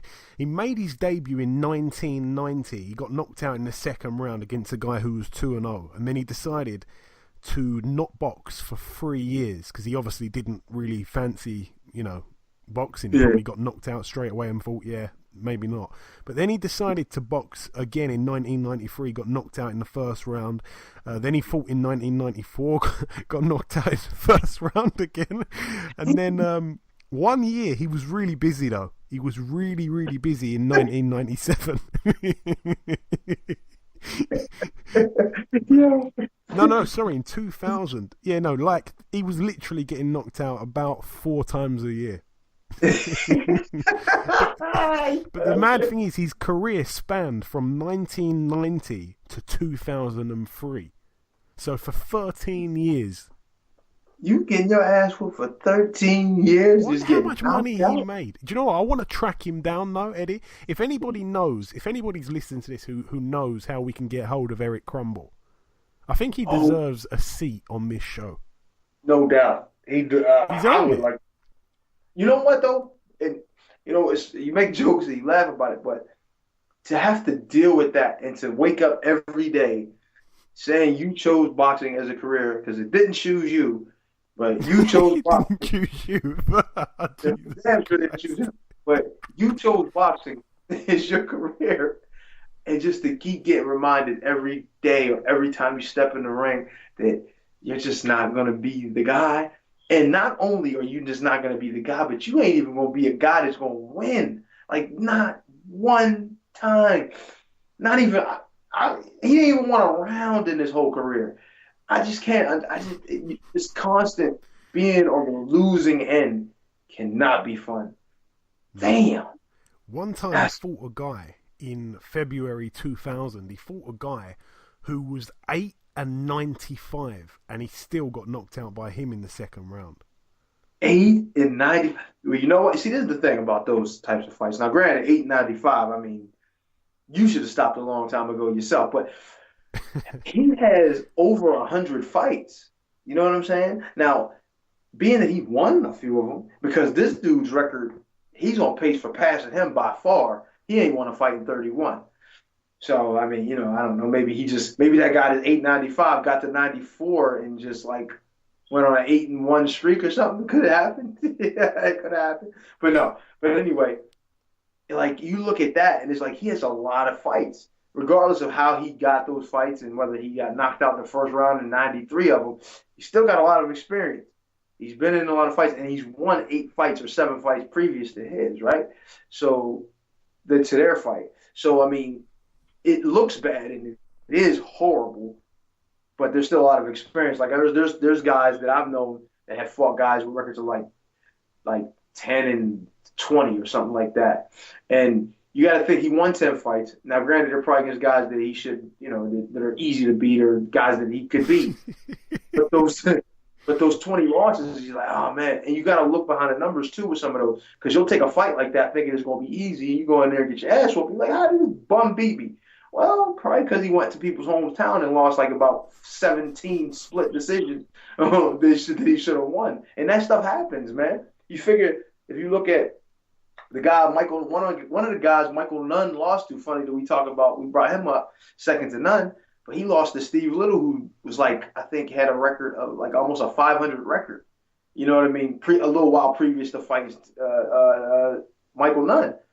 So, he had a lot of fights and all that stuff, but he had a lot of losses. Another guy, Maurice Harris, had a lot of losses, but probably one of the more talented heavyweights that was around at one point. So you look at these records, man, you got to make sure you get what's behind the numbers before you go ahead and just jump in there and fight one of these guys. Oh, man. Boxing is crazy. I'm looking at a guy now who... you've probably heard of this guy, Eddie. His name was... oh, gosh. He was a journeyman. You must have heard of him. His name was Reggie Strickland. Do you know about him? Yes. Yeah, now I know about him. He got his record... I know you're going to say it, but his record was 66 wins, 276 losses, and 17 draws, right? Now, he fought... No, but the funny thing is, he fought a guy, Rob Bleakley, who actually... Say again? Rob Blakely? Yeah, he fought a guy called Rob Bleakley, who ended up with a record of 77 and 37. But anyway, when he fought this guy, Rob Bleakley, he fought him like... I just want to count how many times these guys actually fought each other. Let me look for Reggie Strickland. I've lost it now. Reggie Strickland. Right. So they had 1, 2, 3, 4, 5. They had 6. They had 6 fights. And I think that Rob Bleakley won every single one. I just don't understand. I don't understand why you'd want to rematch the same guy 6 times. And you keep losing. But I'll tell you, no. You know what it was? I'll tell you what it was, and I'll tell you what happens in a lot of these situations. Like, come on, make it quick, and we'll go on to the next subject. Go on. Okay. You know, these guys, they look for, like, okay, well, we need somebody that we know we can beat. We're struggling. We need a name, especially if you got some people around you, or if you're doing your own career. Some people do that, and they feel like, well, we can get Reggie again. He'll come and lose. He'll put a little bit of a struggle on for about 5 seconds, and then we'll knock him out or beat him up. You know what I mean, or whatever. So that's what happens. You know what I mean? You get one of these guys that you know is a touch that you can win, and then just get stuck on him because it's easy to get it. Do you know, Eddie? Back in the day, Sam Langford and a guy called Henry Willis, they fought each other. In fact, no, sorry, Henry Wills. They fought each other 22 times. See? There you go. That's some real beef right there, eh? Like, I hate you. We're going to fight every chance I get. And we're going to make money, too. A whole bunch of times. 22 to be. Yeah. That's just crazy. I couldn't imagine doing that. Like, I fought Rossi twice, and they're like, yo, I know you too well, man. Get out the ring. I don't even want to talk to you no more. I said, no, I don't want to fight you again. You know, it gets to be like that. I think, was that the only guy that I fought twice? No, I fought a guy early on twice. Yeah, off the top of my head, I think so. Well, it was Rossi and this other guy, his name was Dave Chappelle, that I fought twice. Oh, yeah, the talk show host. Yeah. Yeah. Dave no, Chappelle. But, yo, real talk, that was his name too. Yeah, I know. I remember. Yeah. But I think that was the only guys I fought twice. No, that's not true. Fought another guy that was like 6'9" or 6'8". His name was Joe Lenhart. I fought him twice. Big son of a bitch. I fought him twice. He's big as hell. But I think that's it. But yeah, we had to, like I say, fill a bit of a gap because remember, this weekend we were supposed to be treated to 2 huge boxing bills. We were supposed to be getting the welterweight showdown between Jeff Horn and Terence Crawford. That fell through because Crawford picked up an injury. We were supposed to have on this side of the pond Billy Joe Saunders defending his WBO middleweight title. He had to pull out with an injury as well, so we were robbed there of 2 good boxing bills. So like I say, there wasn't too much really going on this weekend coming up, so we filled the gap there with some, I'd like to say, some funny moments for sure, certainly for myself and Eddie. Yes, sir. Just before I let you go, Eddie, anything that you want to say to the listeners at all? I know that the other day you came out with a very annoying April Fool's Day joke on Instagram that didn't fool me. I don't think it fooled me really, but yeah, you definitely got a lot of people in your sweet swatting net. Yeah, I did. Yeah, that was a nice one right there.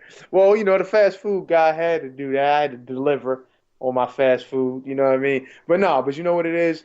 You know, sometimes things get a little too stiff, you know what I mean? You got to loosen people up. So that's what I was doing, man. I was just loosening everybody up. You know, they had the whole little beef thing with me, and it wasn't no real beef, to be honest, but that whole little issue with me and Anthony Joshua. So I kind of figured, you know, me and Ant, thought of it like let's pull off this nice elaborate little April Fool's joke on my peoples, and it kind of worked. I was going to say that because Ant, who I thought would have definitely known about it, he commented on it like, "Yeah, let's go, champ," like as if it was proper happening, you know? Yes.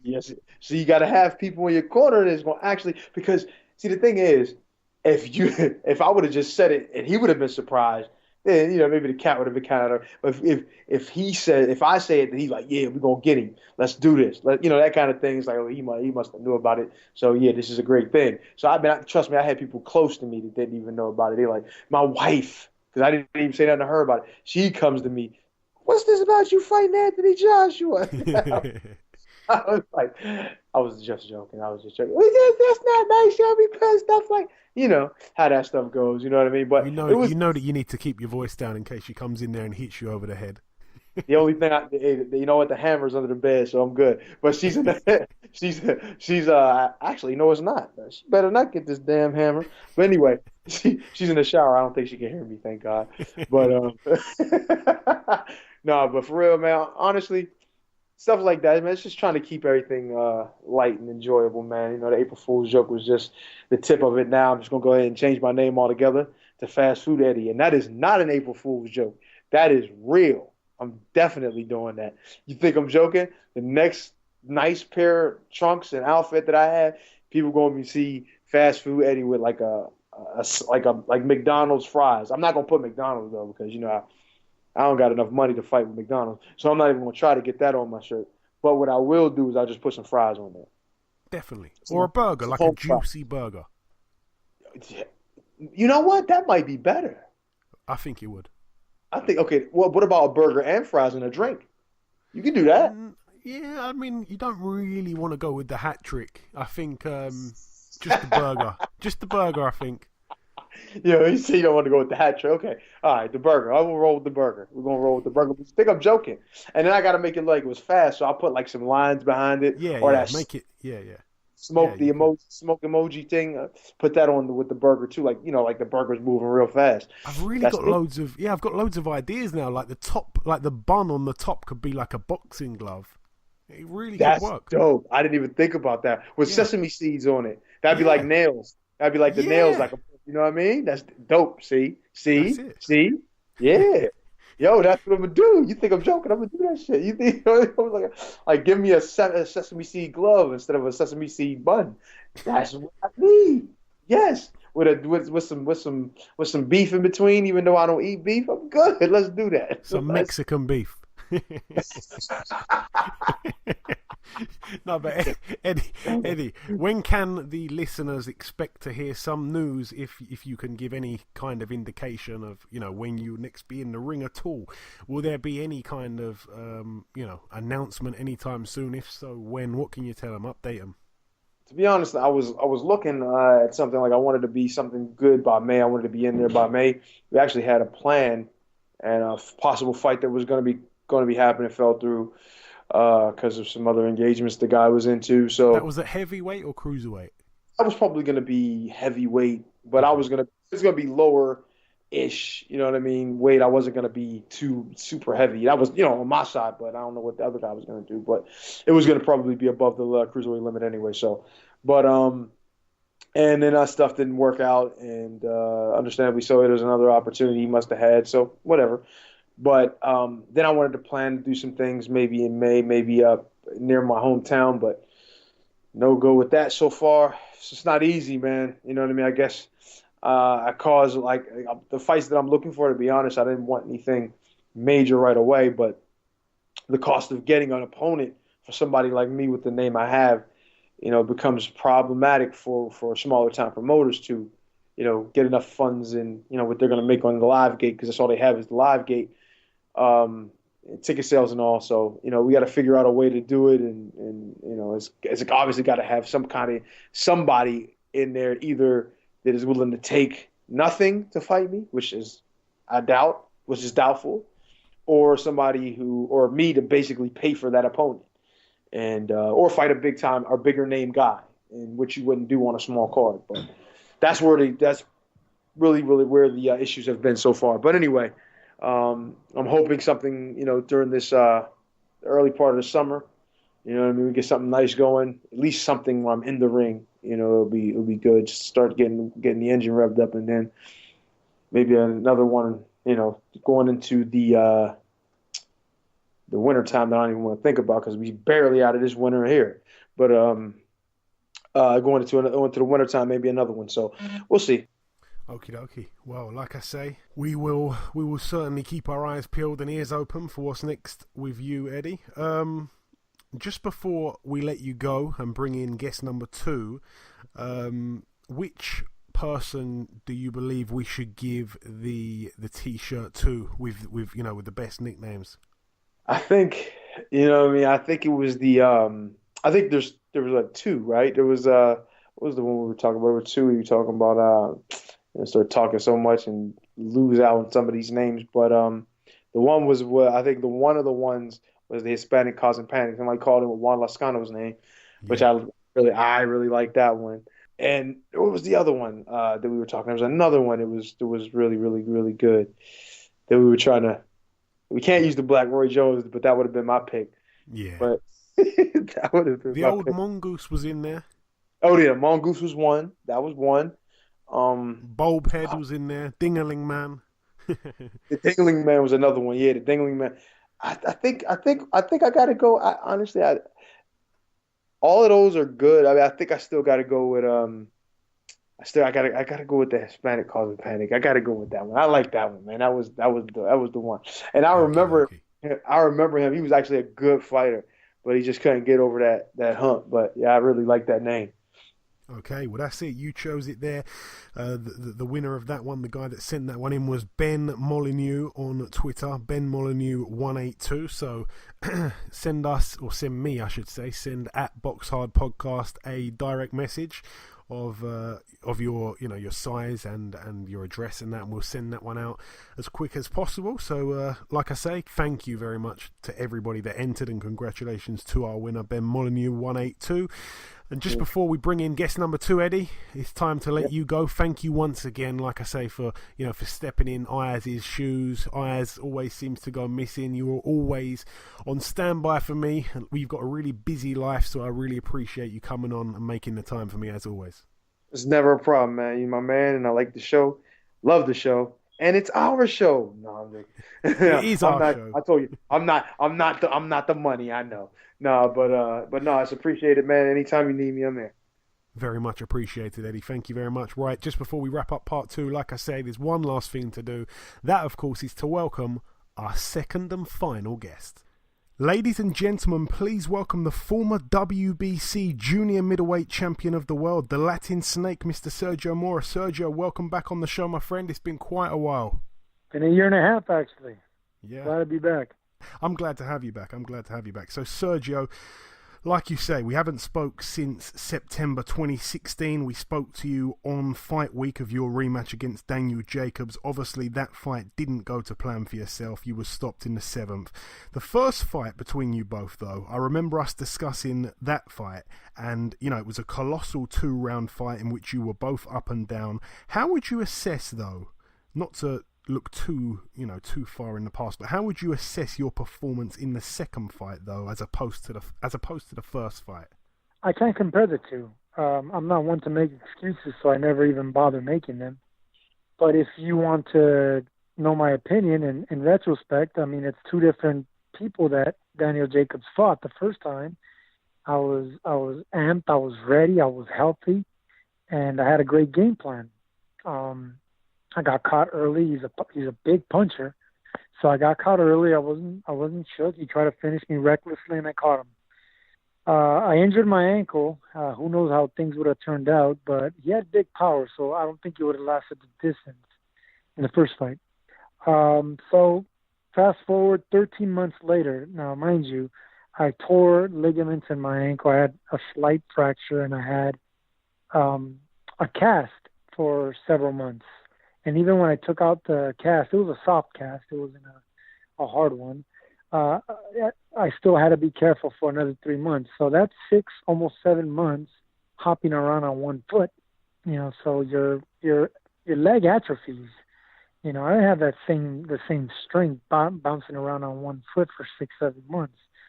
So then when I got the call to get the rematch, it was I had a three-month window to train really, really hard, which I did. And I think that was to my detriment, because after being off my leg for almost 7 months and then just going 100% in training camp at my age, I just think it was just a recipe for disaster, because come fight night, I had no legs, man. I really didn't. And I really didn't know if it was just because maybe this is the end of my the road for as a boxer. My age caught up to me. I overtrained. That's another thing, because I trained really hard for that second Jacobs fight, because I knew what to expect this time. So I went, I went really hard on my sparring partners, on camp. I was having trouble with my sparring partners too, which never happens. And then ultimately, I just had a bad night. And that wasn't me in there, and I know you hear that a lot, but it wasn't me, because I had no legs, 0 legs. So fast forward a year and a half later, and then I fight Perro, and then I realized, I started fast in that fight, but little by little, the legs started fading away around the 4th, 5th round, which were the rounds where Perro had some success, Angulo. So I don't know whether to blame inactivity or my age. I really don't know until I fight again, because then if I stay active, then I know for sure where I'm at. Very honest answers there from you there. Obviously since the Daniel Jacobs rematch, this is the first time we've had you on the show. That's simply because you haven't had a fight, since then. Why was there so much inactivity, Sergio? I know that you're saying that, you had to nurse a couple of injuries. Is that the only reason? No. The second time around wasn't the injury. The first Jacobs fight was because of the injury. No, I mean the inactivity. I mean the inactivity since that second Jacobs fight. Yeah, exactly. Since the Jacobs fight, which is a year and a half ago, the inactivity had nothing to do with injury. It had to just do with the lack of good offers being presented to me. I believe I was offered 2 fights. One of them was with, I believe, Hugo Centeno, who's now fighting Charlo for the title. And another one was with the kid that Centeno knocked out, Aleem. I forget his name.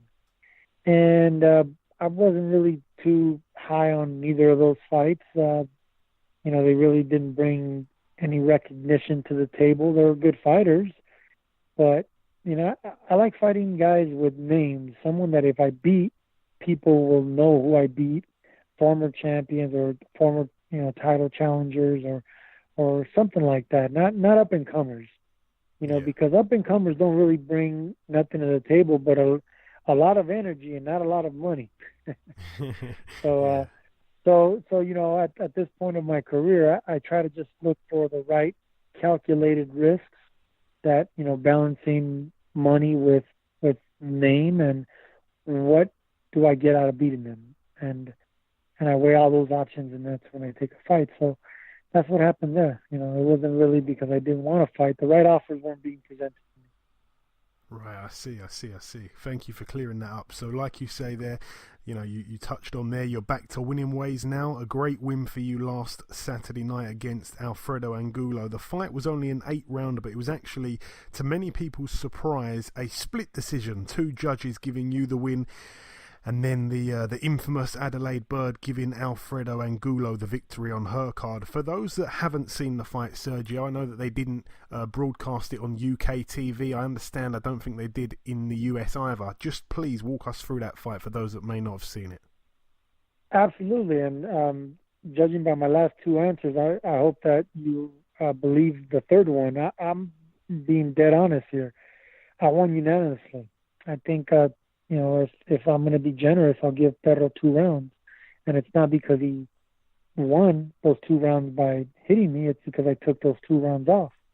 Like I said, my legs started reacting around, the 4th round. I'm like, okay, well, the inactivity again is catching up to me. So I took round 4 and I think 5 or 6 off. One of those. I took 2 rounds off where I didn't really do much punching. I just moved around, jabbed. And then I got on him again. I tried to stop him 2 times. 2 times I rocked him really bad. And I tried to stop him, and I flurried on him, unanswered punches, 15, 20 punches. And when you do that, you blow your load a little bit. So, I had to watch myself not to get too tired because Perro still punches hard. He's nowhere near the fighter he was 5 years ago, but neither am I. But he still punches really hard, and he still takes a really hard punch to the chin. So I had to be careful with him. But dead honest, it was an 8-round fight. I think I won 6 rounds to 2. That's what I thought. I thought it was a unanimous decision win, 6-2. And the reason it was an 8-rounder is because we got demoted from a 10-rounder. Initially, we agreed to fight a 10-round fight, which was supposed to be televised on Showtime Extreme, which is another channel from Showtime, the main channel. And then when Julian, J. Rock Williams, and Gallimore agreed to fight, they put them in our spot, and we got, like I said, demoted down to an 8-rounder because they didn't have enough TV time. So we had to agree with that. As long as the money didn't change, I was fine with it. As a matter of fact, I was actually a little bit happy about it. I said, well, I don't know where I'm going to be. I haven't fought in a year and a half. Perro does come on late. Maybe an 8-rounder was meant to be.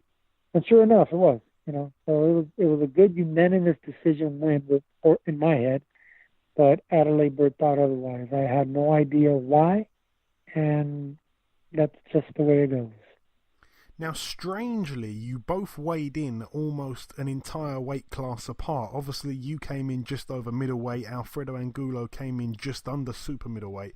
What weight was the fight actually supposed to be at, and why was one of you either, quite a lot over the weight or quite a lot under the agreed weight? That's another thing. Angulo didn't want to agree to fight under 168, and I didn't want to agree to fight over 164. I'm not a super middleweight. I know myself. I can get to 168, but not if I'm training hard. If I'm training hard, then I'm a middleweight. If I'm just relaxing at home, eating whatever I want, then yeah, I can go up to super middleweight.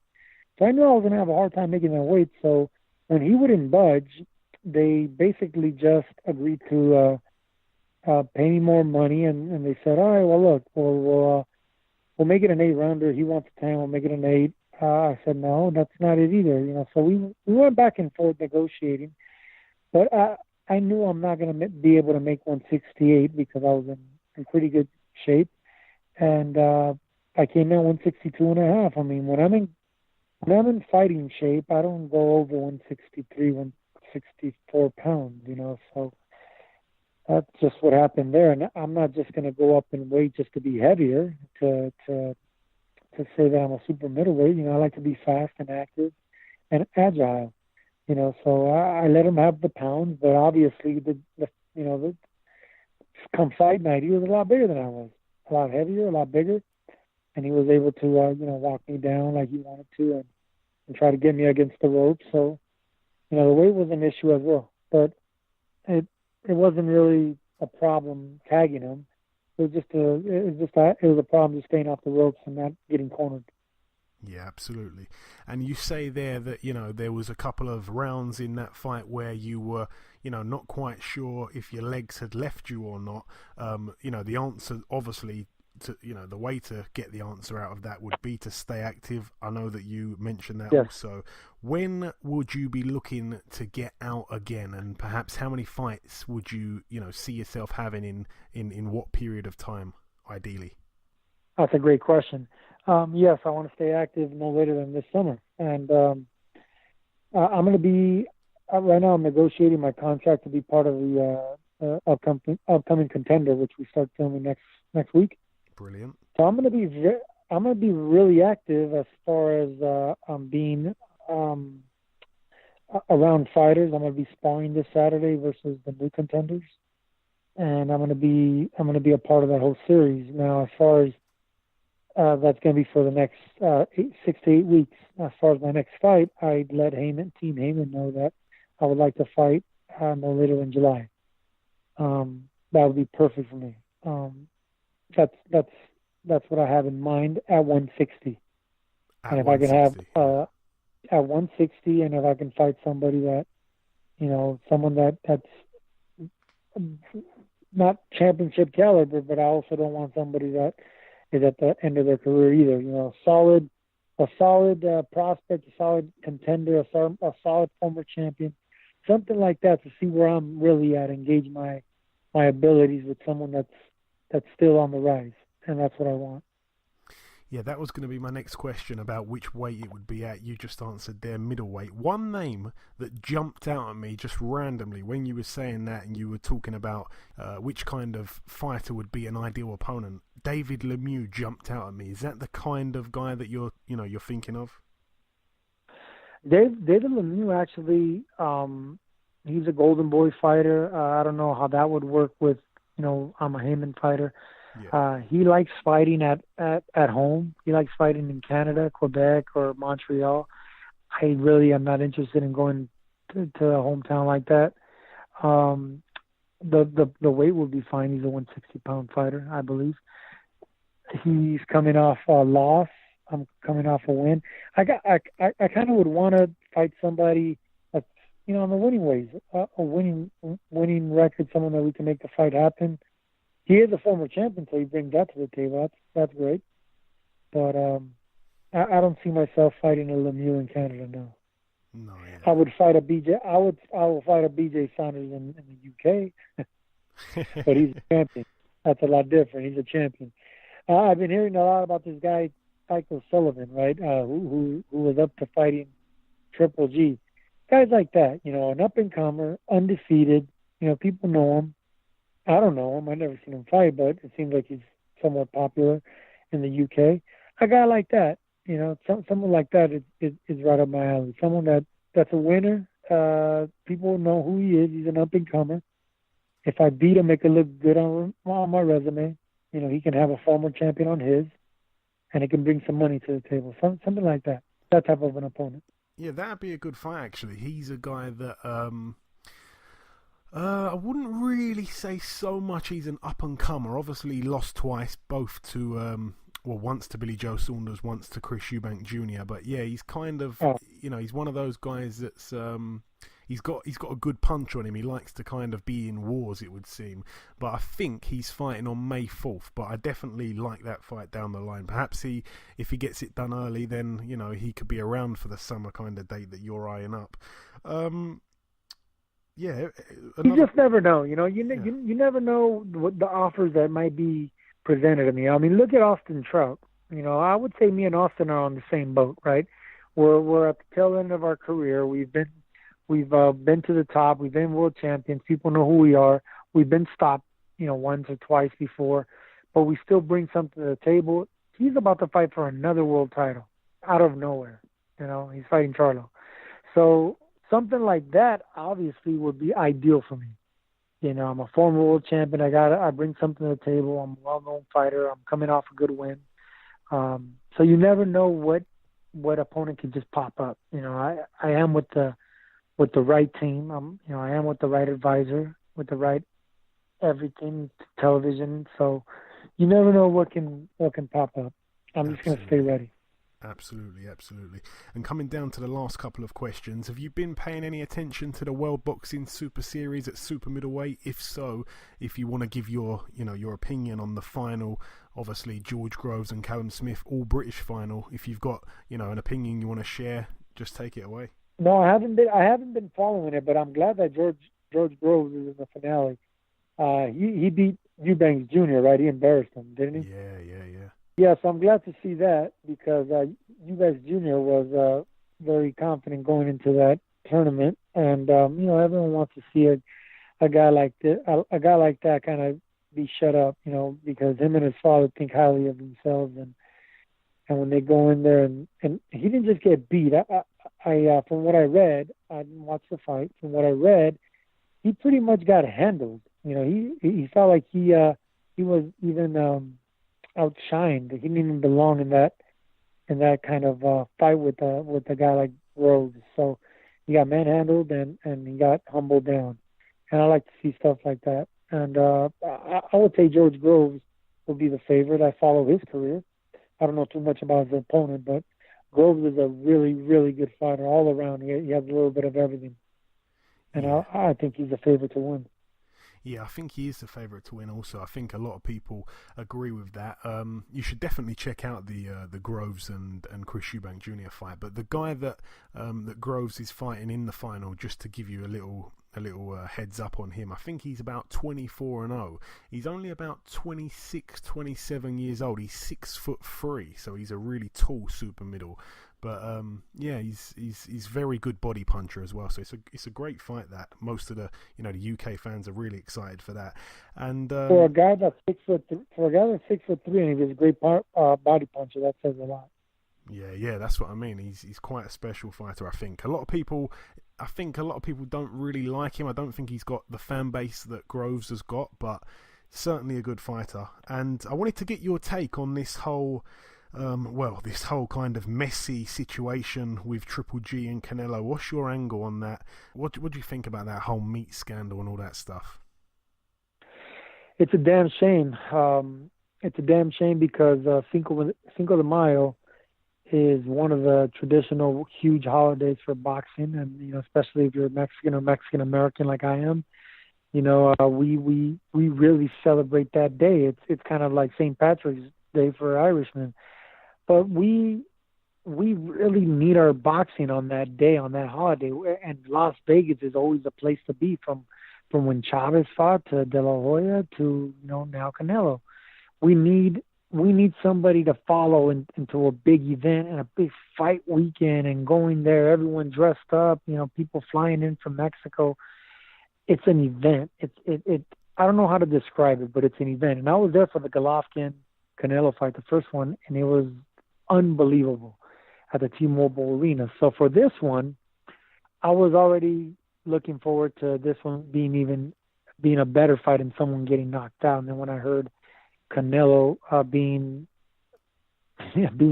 guilty of taking PEDs, because let's be honest with you, that's what it is. Whether you try to say that he had contaminated meat or you make excuses for him is just rubbish, as you guys would say. I would say bullshit, but rubbish. You can say that because look, man. Let's look at the facts here. His team, I believe one of his team members, his trainer, they own a meat market, so they should be meat specialists. Canelo is not poor. He's a multi-millionaire. He doesn't need to be shopping for meat at regular meat markets like everyone else. They're called carnicerias in Spanish. So he should be having the top of the line organic, meat brought to him. He shouldn't just be eating at the local taco shop. I mean, I'm not getting paid millions of dollars for my fight, and I have my meals prepared by a chef.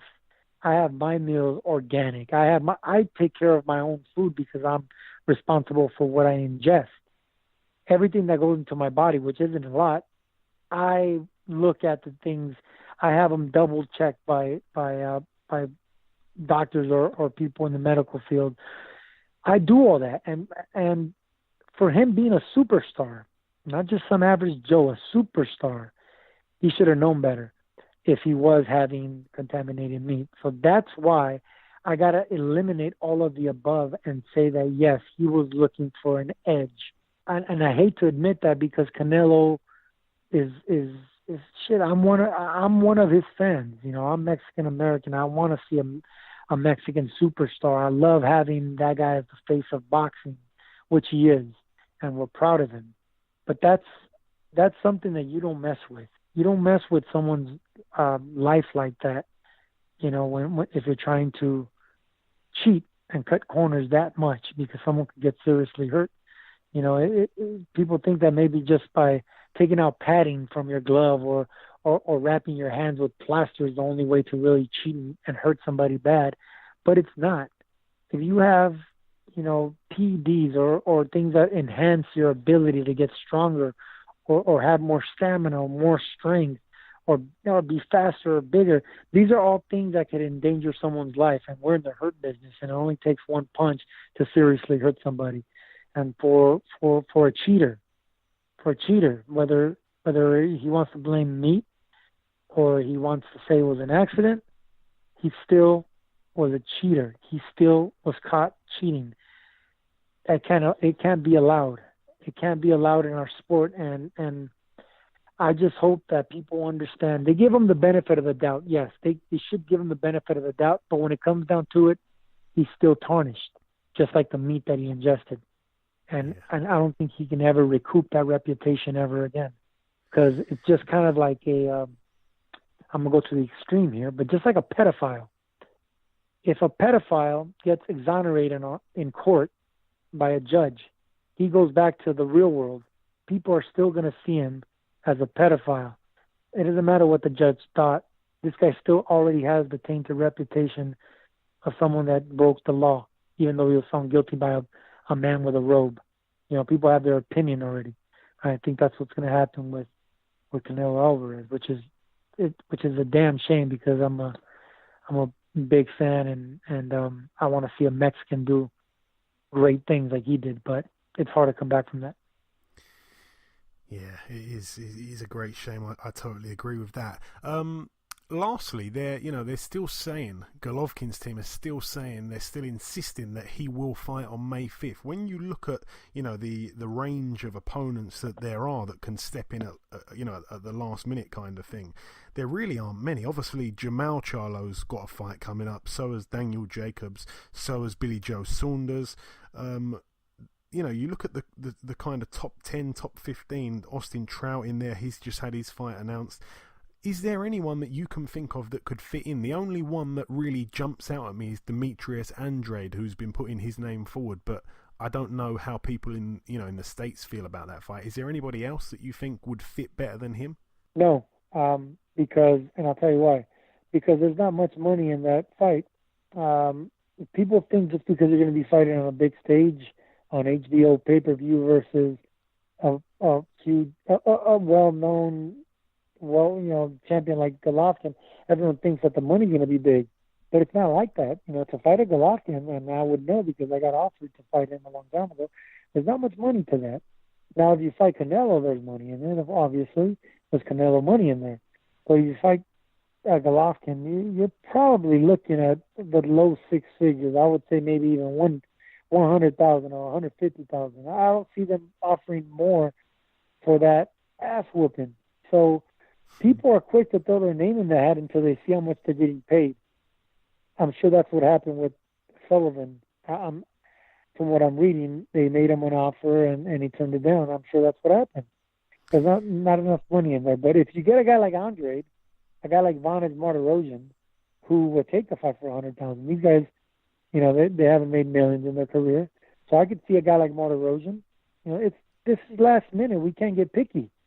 Martirosyan's a highly ranked junior middleweight, but he's an Olympian. He's a hell of a fighter. He's been in there with some of the best. Why not throw him in the mix? I mean, we're not worried about breaking pay-per-view numbers anymore. We're just worried about salvaging a fight.